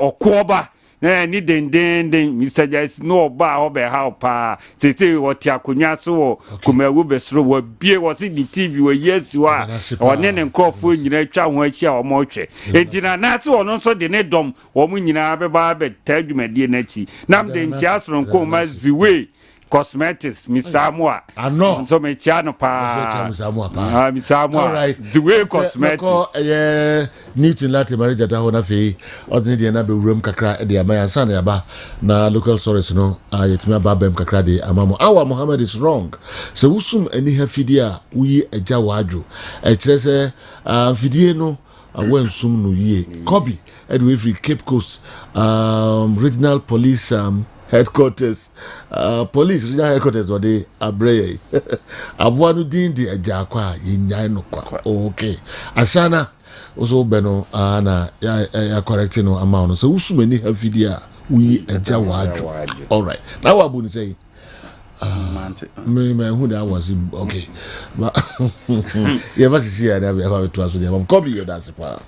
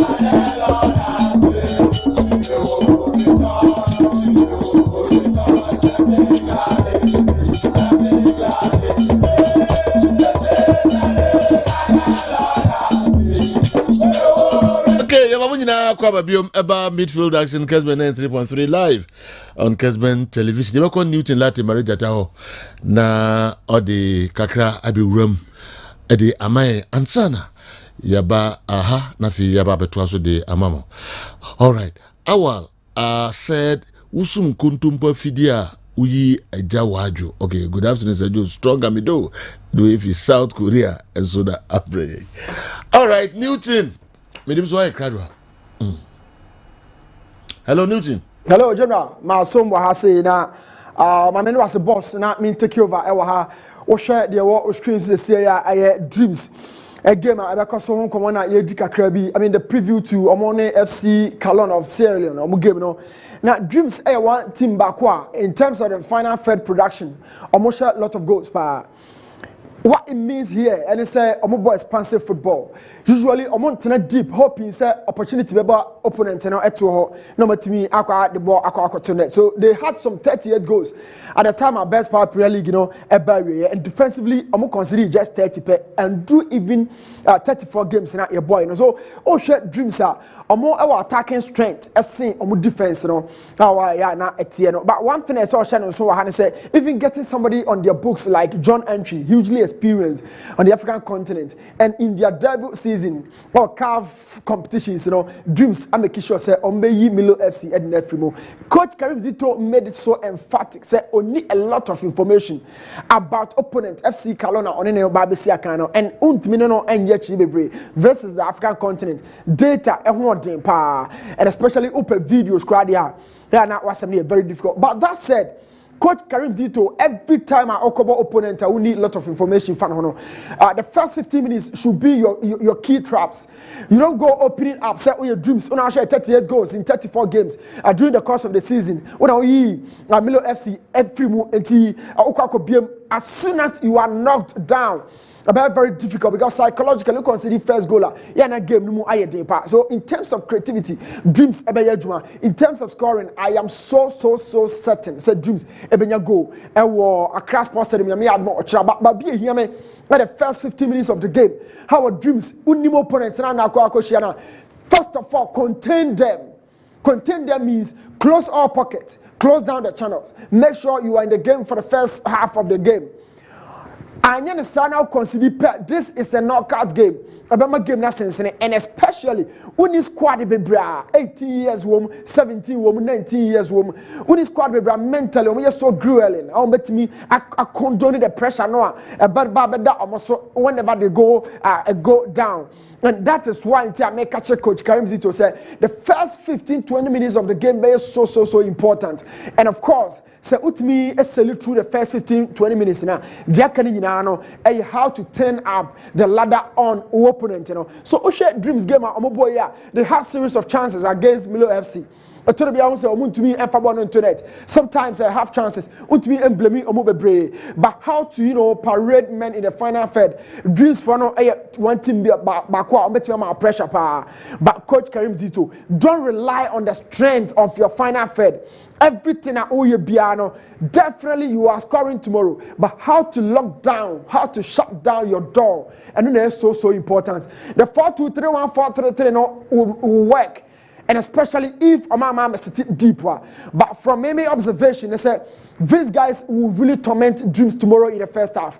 Omunya gola, defend that is a little information I mean or FC Kalon Ho. They will really open up in the first half, Coach Karim Zito. So say game na say share and you remember as I say year ho na make sure say the first half no me adili na make sure what you be your body so. The last two games for Dreams at the Adibia Brown, so they can take advantage. Or more quick attackers. So anytime Biana floated balls, ever boxing, attack and do ball first, as in the goalkeeper. No, it's a aerial battler. It's a second aya ushe. The goalkeeper no, the position of not sure how Dreams at the ball at net and messa so actual for every time. Oshe Dreams are a floating ball ekosura. Omutimini goalkeeper no reach ball on first, and it's been earning them some penalties. And at some point you feel say a kwako trap amomo. So me say highlight be watch the goalkeeper, watch John Entry. John Entry got access to the ball first, but goalkeeper ni late into oba first ball no or punch striker no and a Bernard a ball at the toe net. Mami say fa unko biem. A similar pattern as I repeated, the striker had access to the ball first and the goalkeeper was late. I mean, Felix Che. So Bernard brought in here and then Felix Che, the goalkeeper for media, but in the champion of champions. Similar situation inside the John Entry, penalty about Bernard Bosche, similar. And they made Yama Dreams go no by that consolation go 2-1 no and a very a detailed part of from one attackers and they are always quick, they are always very fast on the ball. As soon as they have contact with the ball first, goalkeeper no be late and over commit penalty. A happen here Milo FC and Mamunya penalty Boshe Bernard Kroya and as usual always on the right, always on the right. That is Bernard. So share this little detail now. Dreams about me to take a clue out of it. But my little advice and I said, don't go opening up in the first half hoping say no, contain them first because second half no be if go no. That's my little. But share Dreams defense now. Jalulu is the captain, he's the leader. Jalulu, listen to these words. Try to get the best out of the other members. In defense, it's down to understanding and cohesion. I don't think that one person here offside, and more line has been deactivated. It's Jalulu. Get the best out of the other players. I mean, this is the captain Jalulu. You can see him here. He's very good. But imagine he's not getting the best out of the other guys. But the organizational skills of a leader should be manifested during the course of the game, and especially during the intense nature. And Cranberry, is very young. And it's all your experience now. They want me, you're the best out of them. A Basana and wow. 2, pressure and Dreams at my opponent on the ball is shot. Or allow opponent to too much time on the ball. This is a knockout game. 1, you need to be very aggressive, Dreams. Don't allow them get 2 goals here. Namunko away and cause silly qualification. Quickly, you're moving on from Dreams, not the 64th edition of your league, you know, about really down the curtains. Yankopon Yadma Ochna or Aliu Mahama Sports Stadium. And then of course, Baba Yara so over the weekend, ebe experience between Kotoko and Accra Lions. But for the time being, you need RTU. Okay, the last 4 fixtures across between these two teams, you know, Akko Dudwana, RTU. Remember 2-1 last season, 1-0. Manaf courtesy, the goal now share, and it's Richmond. And the season before. Now, Omasa so Akosha has folk 2-1 Ewa Accra Sports. So a lot of dynamics game we say one. So team B na Babishia and now Kofi has folk social and so or RTU lose a lot of players. I mean quality players be free team. We will be back to that. But Osha game itself, Miyan Drew Babia, but this will probably be the first win for House of Folk or Tamale. And especially the win will fall in the second half. RTU will do their best. Especially if has folk elusu ball now on the counter or man to me and retreat almost spaces now. RTU will hit them on the counter, I mean on the break. But if they can nullify that little threat RTU possessing one, has folk ever carried the day. I am thinking last season they had 2 top scorers. Both our 4 goals. I mean Ben York and a Kaliba Mankwa. But Kashala is having some fantastic preseason. And Osha starter Gadgets Begmo and 2 to January. It means Asfolk are really scoring 9 games, about 35 goals. And I'm consider 5 per. It means about 2 games we are consider back 0.5 per game.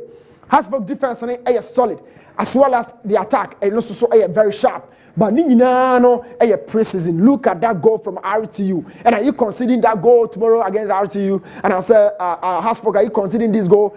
Of course, Osha squad we are emotion shine pa. Or say I'll call BBN Gold Stars. He's left the squad. Sadat Mohammed for RTU. Fantastic chop. He's left the squad. Very strong on and off the ball. And very dominant aerially. What free squad rooms is here, R2 in Fifio. That is not to say or be money position, but the quality of the guy is never existing anymore. Over here, we say Renat Paul last season on a lot of goals in my RTU. And also so free squad room, 2 players in a called BBN Gold Stars, of course. Osha sometimes Roland Otimi Echechera Homano, I was in so many years. Steven Badu Dankwa, fantastic player. General, and also so every RTU, yeah, Kansas City, okay, last season, also, few goals at the boy RTU, but Cecilia idea, Okoshishan Watamala, Hobabia, he's left the squad. Umar Manav had that great goal against us folk last time out, but Oshishan, I just saw call in Suatre, Waka. So, Oma lose key members of the squad, I mean, the core part. But has also lose Ben York, don't forget. Top scorer alongside Kaliba Mankwa were free team num Cecilia Kwashe Ben York. But compared 2 teams now, Clinton appear another fantastic trap. Omni Brokum Chelsea. Or no BT upon the ball to Zachary Yakubu from Black Stars and I say Swedro All Blacks and also from Samuel Inkum and also so a free team. So has to lose a lot of top players. But a big biba. This is football. Isaac Mensah, scorer of important goals in African game against BBN Gold Stars, another good player of free house for Buksumu, Kaliba Mankwa, Kona Yadom, Omuninano, a free squad. But the additions, equally good. One of them, and a tassel with Bani free in Kofi Agwesima, captain and a leader. He's said already bye-bye to Bechamini and Afosuji Abo. I find one rolling down a new curtain, a new dawn at the amount of Phobia boys. And Yasha how I carry because the partnership with Calvin Osalsibe, Yapasi 2 captains, or no so not to train a homa, a war at Tachima 11 Wonders, or Mumi and the if you're upon and you're upon update, these 2 guys, it's assumed on the ball for Leventus are quality player, but our great battle. And we know Mumi and board the same line, so and the Bassa we 2 hours every time I want to be I am going for Hasfolk a win. Our Aliu Mahama Sports Stadium against RT Yankopo Yard March. They are getting their first win. A lot of quality. 18 goals scored in the preseason for Kashala Ramos. Let's see how the season goes. Of course, at the debut season. But how about me as sinking the preseason, up the about season and only idea I can say in the goal area. I am sure one of Richard Atta or I about me I started at the Hasfolk General. It's a big game. I did be a season, but I'm going for Hasfolk win. Yankopo Yadma Ochina.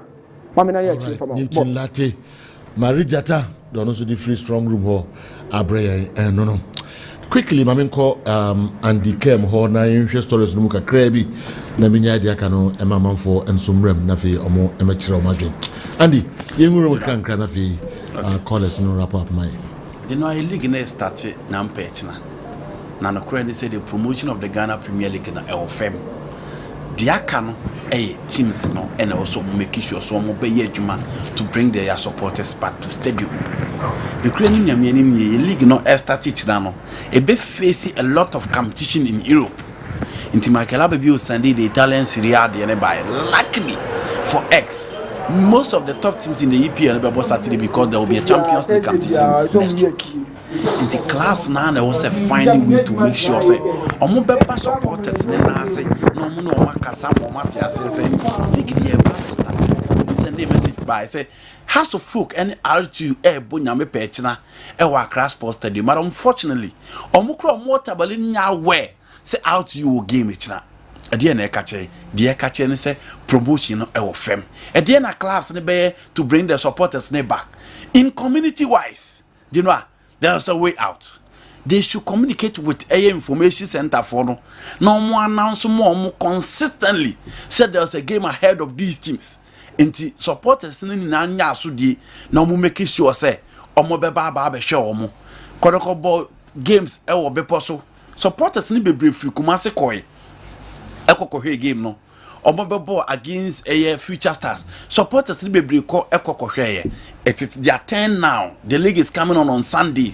Inti supporters ni make sure say obi a until say league na start no man nya aware say the league is coming on because say kasi ye di empanimfo ya chini sika omoyi for promotion na ye league ni ebebo anhwe ebebo enti stadium nko a inti clubs now should work and make sure they bring the supporters back to stadium. Inti na me hwe kotoko communication team no I will suggest omo mfa bi nka ho the inti ameka so omo mfa bi nka ho these are old faces last season and the previous seasons no more numbers ne kofem nyina these are the group no more numbers ne kofem na na kwa medan kwa it doesn't need to be a quarter communication member anza na wakasa onu brebia radio so no ye ho adwuma osan ye Greater Accra Circle vice chairman osan ye national vice chairman intijenu such person unhia no the communication team nim anza na ye adwuma kotoko need people that will appeal to the supporters. They will need people that will give confidence to the supporters. They need people that will assure them say omo pa stadium and yema ba kuni bieru say ne besi nti omo bra old faces in general omo share supporters na che asem dada na no omo aka supporters na che asem dada na che nti omo fa new faces nka ho a omo betimi aboa na omo timi atwe supporters ne bi e di aba stadium. I'm not saying Nana Kwame Chum and all those guys Chum say okasa unse ne kasa ne ya appealing, but new guys are omunye part of circles but omu contribute to Kotoko setup no Kotoko WhatsApp group members omu other organization bebrebe omu nyina omu fa ba ko na mienu nka ho enye obi akeke obi a obetimi akasa e dia convince supporters omu Mura Stadium last year na ye ka 302 in na numbers we ya mpanimfo we ya na ne kasa. Still, you cannot rely on the old faces. New faces will help. New faces will appeal. And I think say somebody be kanwa and no bet draw numbers ni be again. Ama Omonswaba Stadium. Na nyemeti miyako ye class no the ball is in their court. Team B areas be highest revenue. And ye gate proceed. Inti someone to me and Jessica Akatriana bedding till they should make sure they work and bring the supporters back. Okay, the Dreams FC attacker's name is Ejenim Boateng Mensah and not Benjamin Boateng as Newton pronounced. Okay, no problem. Yeah, that's it. Hello, Kwaku Guildford, UK. And anyway, and so Ibrahim. All right, yeah, that's about. Yeah, it was. You know, I made the man so I say here support. But this time numbers. Adeba Aku game and say apart from the usual community grounds. Na ya no almost stadium no nyakase bebrebe no eno bobo Accra Sports Stadium ayenhwe eno bobo lo Cape Coast ayenhwe and Cape Coast so suffer from nsem na me kan no wise way Hazakis away Ebusia Dwarfs away into clearly apart from Vipers and Elmina Sharks more around that omo games and crofo kohwe no e ma meye routine to sekosia da bia no o ya support how aso die se game e wo stadium into also kokohwe at least Kotokodiya no dey consistent. Ekosoro na ebe fam omo winning league. Na omo bought to competition finals. Into supporters na very okay and they know say at least Kotokwa consistent league no mbeko akosho omo matches. Same is not happening in Accra, same is not happening at Cape Coast. And it's Cape Coast no Blasters crowd with all these stars. Omo ba hanan crofo pressure omo be omo ne ba. Obo say yebeko Cape Coast na jinwa park ni benkum ni fa eda ho crofo enhwe. Media makam teaching omo na very tough. Situation omo enta na ehu na no nso wedding. Horoya o don compare Remo Stars Horoya for no was so team my friend Royal Remo Stars. And they will need numbers. Omo here support from government, omo here support from entities, omo here support from omo promise omo say omo be momo takuni sempo ade aye boboko na make sure say Africa they will go far no. They also need numbers. Cape Coast game no ombebo no. Ombeba be number 12. Omo did that on fletching support ne beba. No mo timi ato ne ma ball omo se na players nso gina park no so omo timi a chen out very good results e dia momo. But ekoko e say Dreams FCDA empty stadium adinwa team now of free away bano of feeling so comfortable. There's no intimidation our stadium into our bar. He has the ability to control process know about the kind of football and then the system or the buying. Okay, Cape Coast for you know me jada kana mama for ba now Mkoshe Park and so Emma. Okay, 0551599930551444933 ofra which me any year to train komo kakra. Elmina Sharks is owing one of their players from about 2019. They owe him both salaries and signing on fees. The case is still at the DC as of today, even though both the player, Select Committee and Appeals Committee ruled against Sharks. Okay, it's Newton actually praising Hearts of Oak. He never does that. Oh, sir. Hello. Oh, good morning. Good afternoon, sir. Afternoon. Sergio. Na apom ti say. Yamedom na wonso e. Yamedom. Na chiano chifu ni na opini when those next one na mjine. Tisi no ye meka nyina ni say opandit Newton Lati. Me yada gano duta Newton Lati ye wa fire officer pa. Now the American say league na is last year and CAF Champions League ne mo boni na. Yes say bia dia onka no boni ne re empani for no aduma omo di ne kasi bi omo ti dia and league na. And we are into the team and from yeah ne kana. Okay. Ya beda onso wase papa foforo enso etimi ba na modern kakra ebetudwa. Okay, the next caller I will line is hello. Samuel. Yes, sir. Good afternoon. What can I say? Okay. Yes, you pa. Pacho Sunday. Yes, the supporters in we na Messi Stadium. Yana you wait to into me Maran. So with me, I support be will be the best supported team in the Biano. Yes, with me support. Yes, that's a plan how the and quite a teaching my team, nothing to me, and now so after young come back will be before but that's all right. Yes, so yeah, but that was it. Na ya faka kraka home and sana don't kwa boma breaking news with the four. Abetrasi, hello. Hello. Yes, abo. Hello. But because of Mankasim, I think go upon what Mankasim, yo. And but Mankasim, Mejemopa, Nami Resokoto. The very best of luck. Okay. Your chairman Kasim for and so enina. Okay. Kakre bi nafi ye pejaye mu anominim se unsam no asa. Hello. Yes, Sergio. Hello, Sergio. Yes, I'm with you, pa. Pajo. The ten say. Free. Oh, line, they fetch me. Sir, try so ya. Hello? Hello. Yes, afternoon. Hello, Sergio. Sergio. Yes, I'm a cheaper. Okay, free.